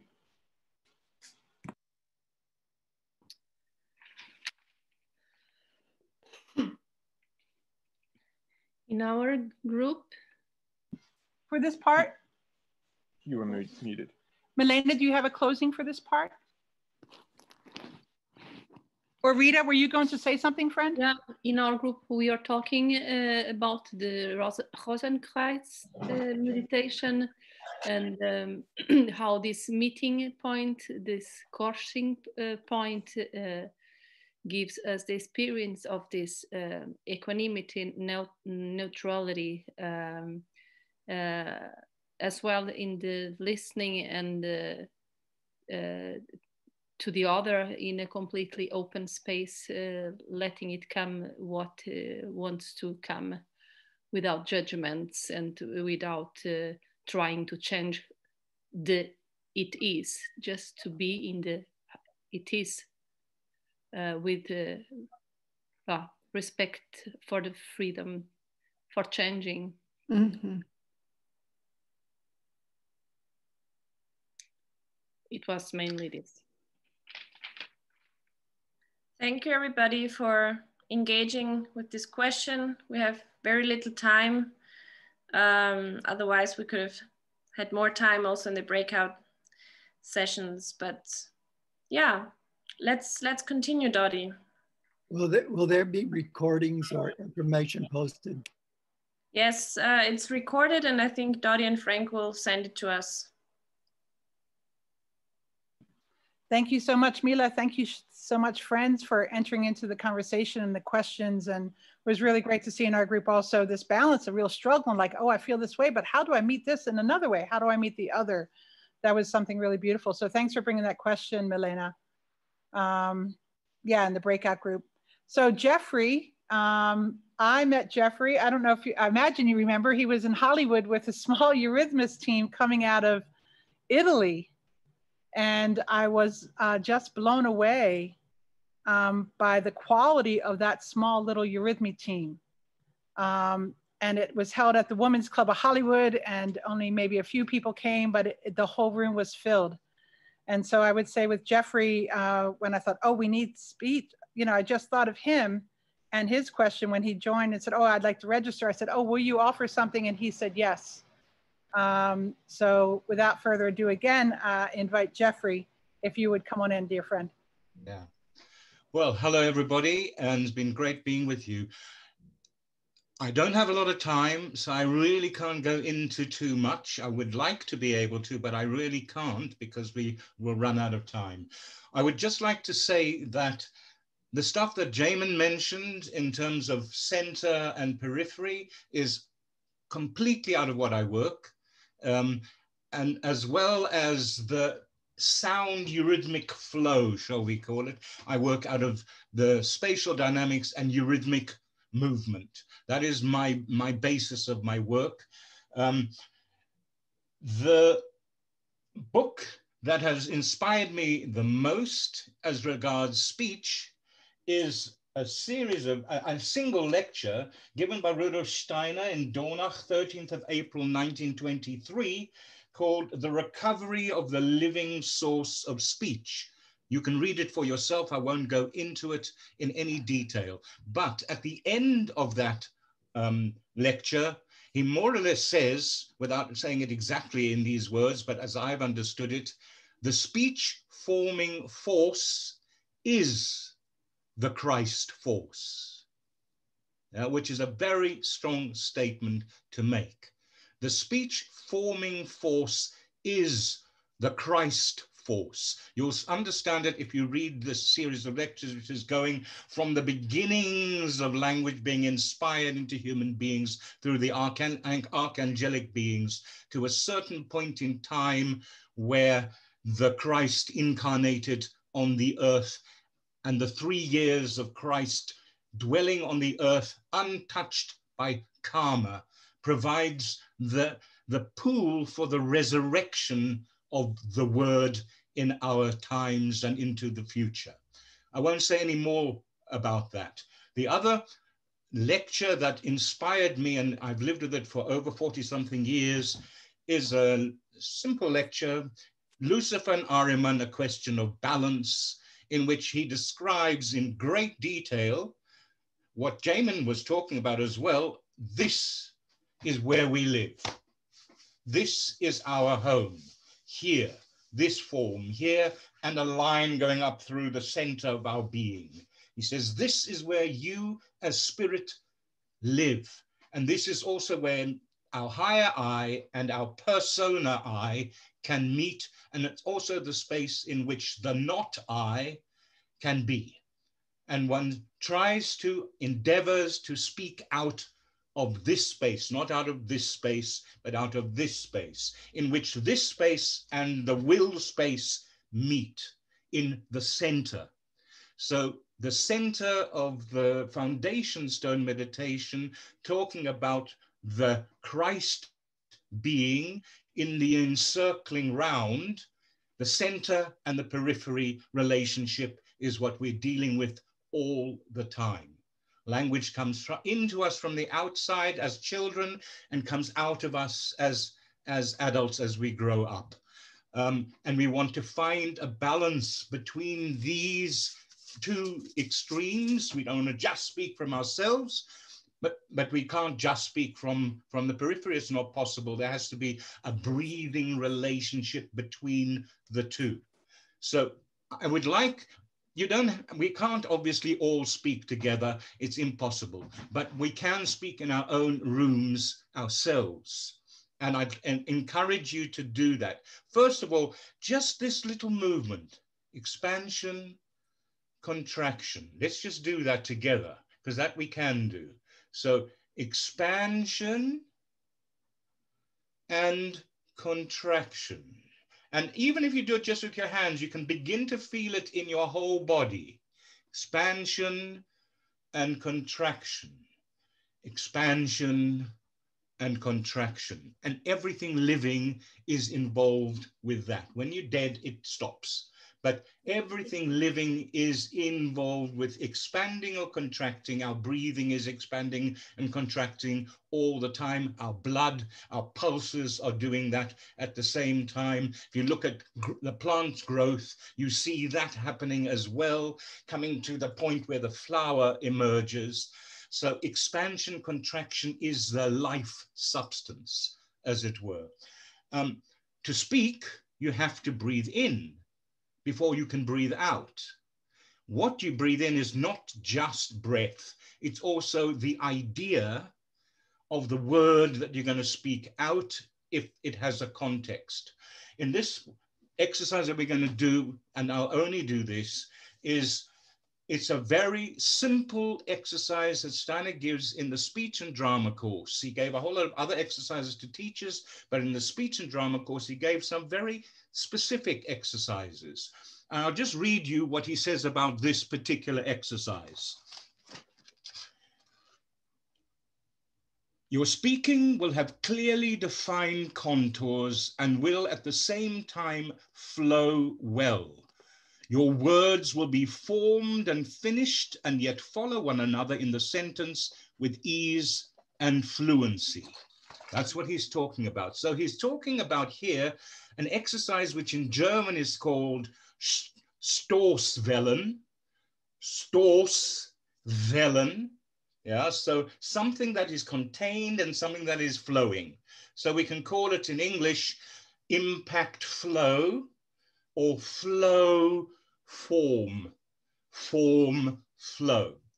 And it's in incredible balance. So I don't want you to stand up necessarily. You can if you wish. I'm not going to. We can use our hand. You see there's a looseness and a looseness and a looseness and a looseness. And eventually you have a whole movement of a pendulum.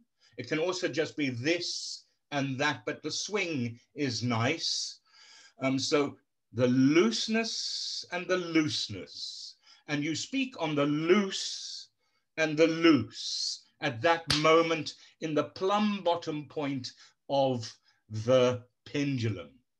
Yeah, so the words that we're going to try and speak now is a word that goes from flow into form. And it can be any form sound. I will choose a P. Okay, so we're going huh. So let's all speak that together in your own room and p, p, l. Okay, now this is not yet a word. This is just the two sounds that are going to make up the word. And in between, we're going to go through a vowel sequence, which is very easy, going from oo to o to e to a to r. And then back again from r, a, e, o, u. That's very simple to remember that. It's harder going backwards than it is going forward, I'll tell you. So we're going to do like this. Listen. Loop, pool. Okay, let's just speak that together. And loop, pool. So you see the swing into it and the swing out of it. It has also a feeling of a this and a that, like a chain, but at the moment it's just a balance. Loop, pool, loop, pool, loop, pool, loop, pool. That's it. So you see, you flow with the L, you form with the P. You release the P back into the flow. That's called impact flow, storsvellen. So now I'm going to change it a little bit. That's what he gave. Okay, I've developed it a lot further than just that. So we first of all do the 5 vowels. So we're doing loop, pool, lope, pole, leap, peel, late, lape, pale, lop, pal. Okay, let's try that again together. Ready?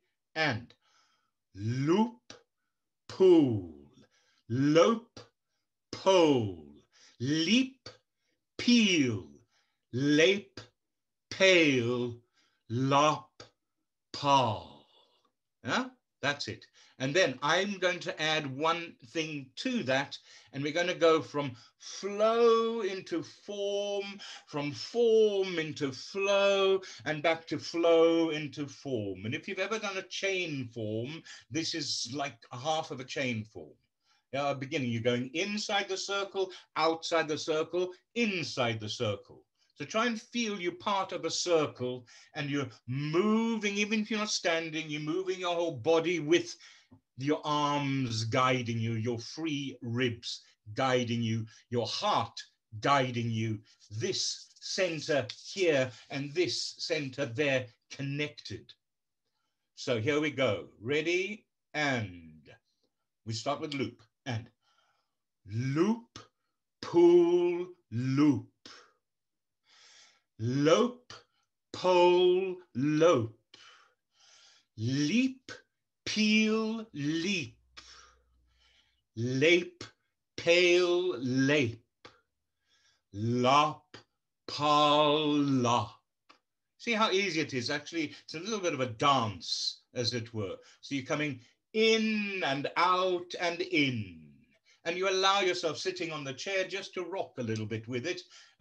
You can also do totally still and just do it with your hands, but it's nice to feel the whole body is engaged. We do it one more time. Here we go. Let's start with lop. So we're starting from R back to U. Here we go. And lop, pal, lop. Lape, pale, lape. Leap, peel, leap. Lope, pole, lope. Loop, pool, loop. That's it. Can you see then you have to breathe in enough before you start? The moment you don't breathe in enough, your voice is going to stay up here in your head, and you're not going to have this freedom of sounding from your center of being, the ground of which is on your diaphragm. If this is the earth here, there's a timing element. So if I'm now doing stepping with it, I'm doing loop, pool, loop. Let's try that all together with our hands, those of you who are able and willing. Here we go. And we speak on the placing of the foot. And loop, pool, loop. Lape, pale, lape. Leap, peel, leap. lope, pole, lope, lop, pal, lop. I changed it along the way. I got a bit confused with the stream. I started with loop and then I ended up with lape. Doesn't really matter. So now I'm going to do one last thing. Now I'm going to do a real chain form. Yeah? So it's now going to do this. Listen and watch. Loop, pull, loop, pull, loop, pull, loop. Here we go. Prepare for it. And you in form, form, form, form, form, form, form. Movement, movement, movement, movement, movement, movement, movement. But you sense the movement and you just go with it. It carries you, not you make it. Here we go. Here and loop, pull, loop, pull, loop, pull, loop. And again. Loop, pull, loop, pull, loop, pull, loop. Now see, if your hand's a fish, it's doing that. Yeah. Loop, pull, loop, pull, loop, pull, loop. That's it. Lape, pale, lape, pale, lape, pale, lape. Good. And you see how the vowel changes it? Because the vowels are totally different worlds. Now leap goes. Leap, peel, leap, peel, leap, peel, leap. Good. And now lope. Yeah, you're loping. You're a wolf loping. And here we go. Lopo, lopo, lopo, lope. Good. And now we're in a loop. And we're going loop, pull, loop, pull, loop, pull, loop. Good. How are we doing time-wise? Have I run out of time, Dottie? Yep. I think I probably have. So that's just a little taste of yes. something. I couldn't find my speech. Yes. Thank you so much, dear Jeffrey. Yeah, thank you for working with us time, dear friends. Just want to share that this was my error, that somehow Frank came to me about half hour in. He said, Dottie, this is a 3-hour gathering, right? But you have 4 hours. Oh my God. That is really something. I was like, no, what are you talking about, Frank? He said, look. I was like, oh my goodness. So that was definitely my error. So thank you for your patience, everyone. Thank you. And now Frank will bring in, thank you again, Jeffrey. Frank will bring in Angela. Is there a video on this speech? A video available? Sorry? A video on the speech. Oh, God. Yes, we have the videos, and I was thinking too, just a lovely little rocket fire ship there. So thank you. Feeling so glad. I wish I had been there in Hollywood too. And see you in person. So thank you for working that gift for all of us. That's so important and inspiring. Good. Thank you. So restraining from talking about that. You gotta turn that off there. Yeah. Okay, great. Just gonna pass it to Angela, who is bringing another pole of this experience in the speech. A dear friend who gently warms the space for people to gather and find themselves. So I will just hand it to you there, Angela. Thank you. Thank you. So tell me, friends, what's the plan? Because if we're at overtime. Yes, I was supposed to say that. We will have your offering and then do a hallelujah to close. Yes, so Angela, please feel free, please be free to share as you would. Well, what about the stuff you were going to say, Dottie? Because I'm actually going to write that. I'm going to start Mila and I and Frank, we're going to start a world revolution with the Buddha Eightfold Path and the Basic Six with you. We didn't tell you yet. Yeah, so I will be able to write what my thoughts were to share. And then I will send it to everyone also with the invitation and check in with some of you friends here, how we might begin. So thank you for that. Well, what if because I wasn't sure exactly how long we had. So I have like between 15 and 20 minutes.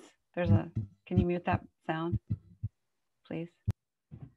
Yeah, I would offer, go ahead and share, dear friend. Here, listen to my suggestion. What if I because our friends have given us so much to consider and we want to honor our time, even though we have all the time we need, right? We know that we have all the time we need, but I could not give the full, like I have a slideshow and all this stuff. What if I hold that, because that's also okay, right? To have something and then hold it for later, because not quite time, and maybe it'll tag onto your stuff later or something like that. Yes, that's what I'm gonna decide that. I'm gonna be the decider. Oh So no. I decided to not bring everything that I prepared in this like slides that are behind on my screen. It's behind Dottie, and rather to say a couple of other things and hold that for another time, because we'll be together again. That I know the invitation will come. So hello friends, my name is Angela Foster. I live in Decatur, Georgia, which is in the southeastern part of the United States. And it's a little suburb next to Atlanta. And I am very grateful to have been a participant in this celebration of Ida Wegman. And I feel the movement coming out. You know, Jeffrey, that was, you know, worth the cost of admission for me, just being here now. I've got notes about how I'm going to go later and do that. And you don't know right now, but it really ties into everything that I had prepared. It's as if by the invitation that Dottie gave to me to come and speak and the preparation that I did over the last 3 weeks to bring something, it's already here. So I know that I don't have to say everything. And I don't even have to show all the pictures that I have, because we've all been working together in the night.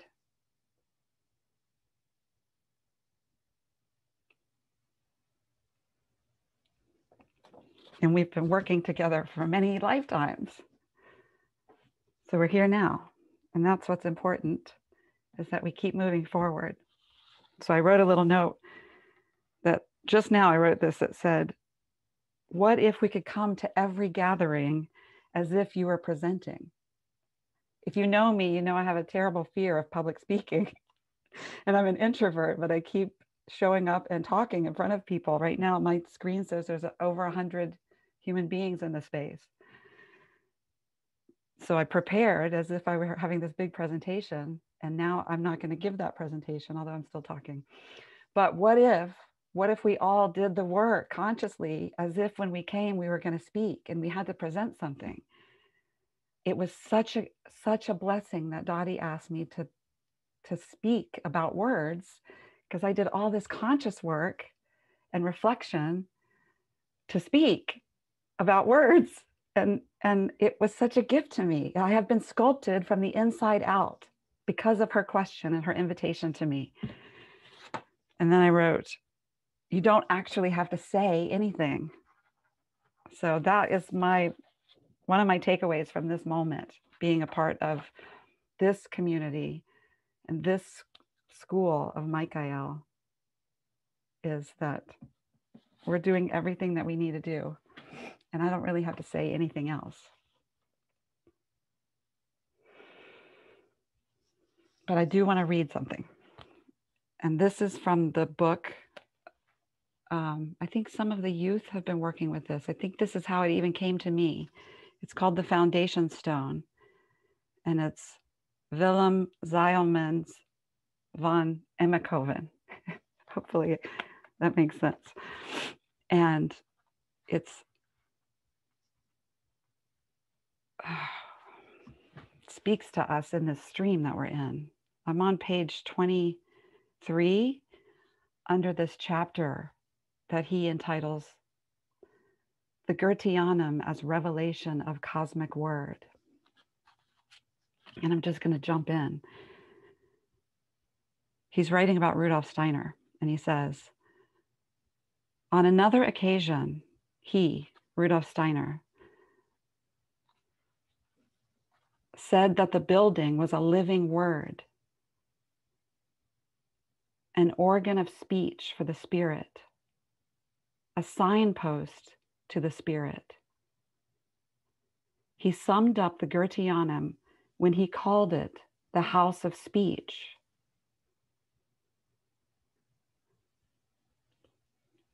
This house of speech was visible on earth. And now that it has been destroyed by the fire, it can be found in the spiritual world as an imagination. It is, in fact, a task of modern humanity to concern itself inwardly with it in imagination.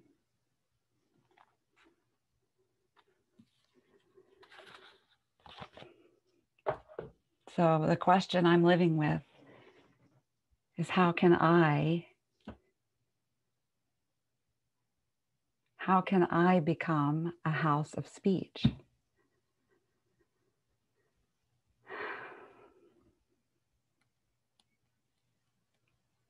So thank you, and love, love, love, love, love.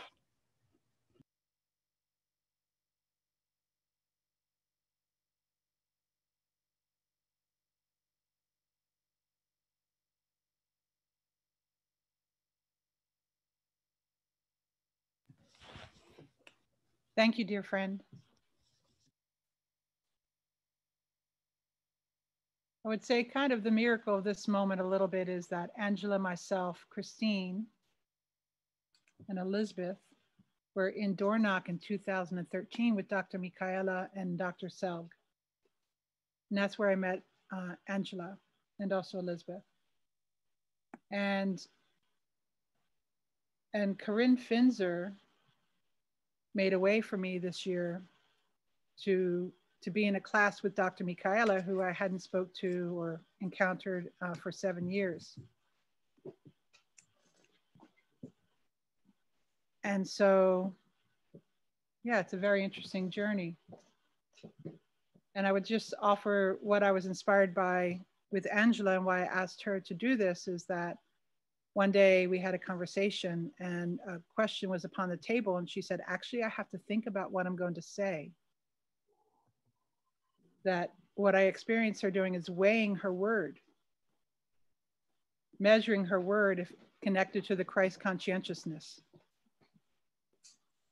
And I was deeply inspired by that, you know, versus just writing something or just saying something, that actually she was weighing her words.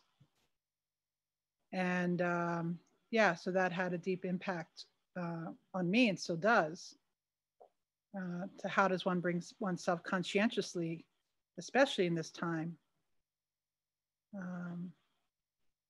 and how we meet the other with this kind of Christ conscientiousness who came for all of human beings. So yeah, so thank you, dear Angela. I wonder, Karine, are you in the house? She may have left.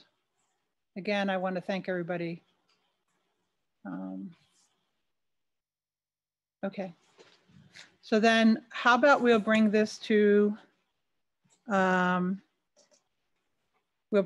close because we're over, and Angela also works with the time spirit. So saying, how can we be right on time? That, you know, the kind of sacrifice to give up your offering so generously and so positively is really, yeah, I'm so thankful for that. Thank you. So how we were going to end was that with Linda Larson will bring the Hallelujah, and then Frank will share the bridge verse. And I would offer quickly, Jeffrey, if you could write inside the chat box, someone would like to know the title of the first lecture that you had shared. So thank you. So Linda, are you ready for us, dear friend? And let me just share, we just met Linda Larson. Jean Goligly, let me say his name in the circle. Jean Goligly has crossed the threshold. Fred Janey has crossed the threshold. Hugh Love has crossed the threshold. Hugh Courtney has crossed the threshold. Many of our friends have. And yeah, so I met Linda, who freely offered her editing skills for me, which are always so needed. And also mentioned, where is eurythmy? We don't have any eurythmy. And I said, would you offer hallelujah? And so, Linda, if you're there, are you there, friend? I am. Okay, beautiful. Hello, Linda. Hello, dear Linda. Hello. Thank you. Hello so, to everyone. Yeah, so if you would offer your offering, and then we'll go to Frank and maybe Mila for a closing thought. Thank you so much, dear friend. I think it's wonderful to come to our hallelujah after what Angela had said about being speech, because when we move eurythmy, we are speech. We bring it to life. And having been to Ascona and having done my therapeutic eurythmy practicum in the Arlesheim clinic, I'm feeling like I am over there, or would love to be, and appreciate so much about Ita Wegman and all that she did. Now, I'm not sure how many people would know that hallelujah was the first word given by Rudolf Steiner in eurythmy. So I think it's wonderful that we're going to do together this first word. And I would say that whoever is sitting and they want to remain sitting, that's okay. I need to be doing it sitting because of the space where I am with my computer. Oh, I apologize. But wouldn't you know? That is also wonderful if you're able to stand and do it, if you have more space to be able to do it. So I will be doing it a little bit smaller because of my space, but I would like you to know the first translation I have received, which has stayed with me and been the most effective one for me, of what Rudolf Steiner said that the hallelujah is speaking when we do it. And that is, I purify myself from all that prevents me from beholding the divine.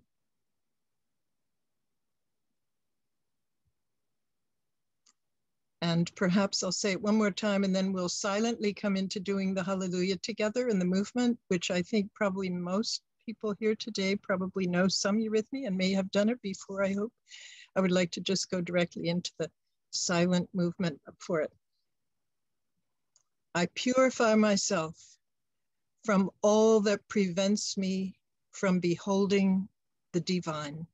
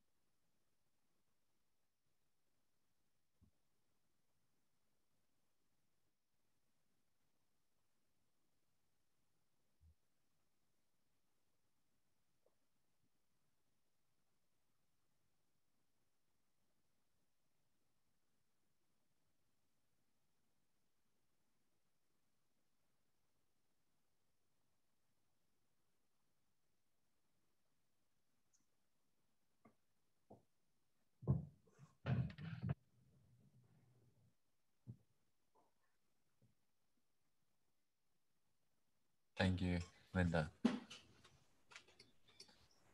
Thank you for having it in your ending. I appreciate it so much. I'll read that bridge now, and so be it. The human being is a bridge between the past and the future. The present is a moment, moment as bridge. Spirit grown to soul in matter's husk comes from the past. Soul growing to spirit as seed encased journeys toward the future. Grasp future things through past ones. Hope for evolving things through what has evolved. So grasp existence in evolving growth. So grasp what will be in what exists.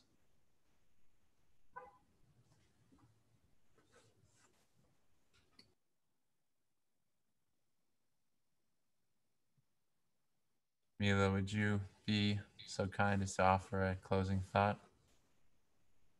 Well, I think there have been so many thoughts today, and yeah, I'm really happy that so many people came together to celebrate Ita Wegman's birthday, and I think if we can carry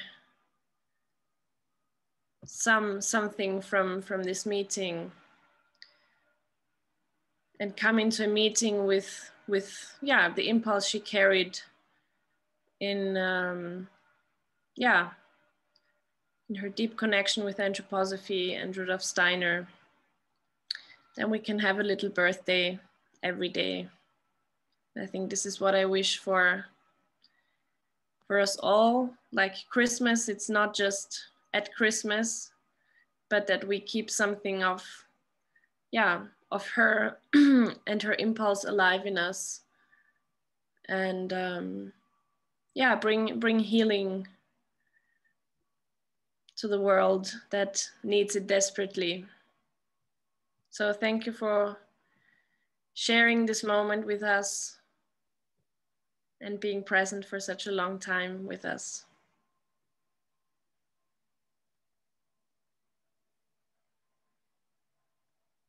Thank you, Milena.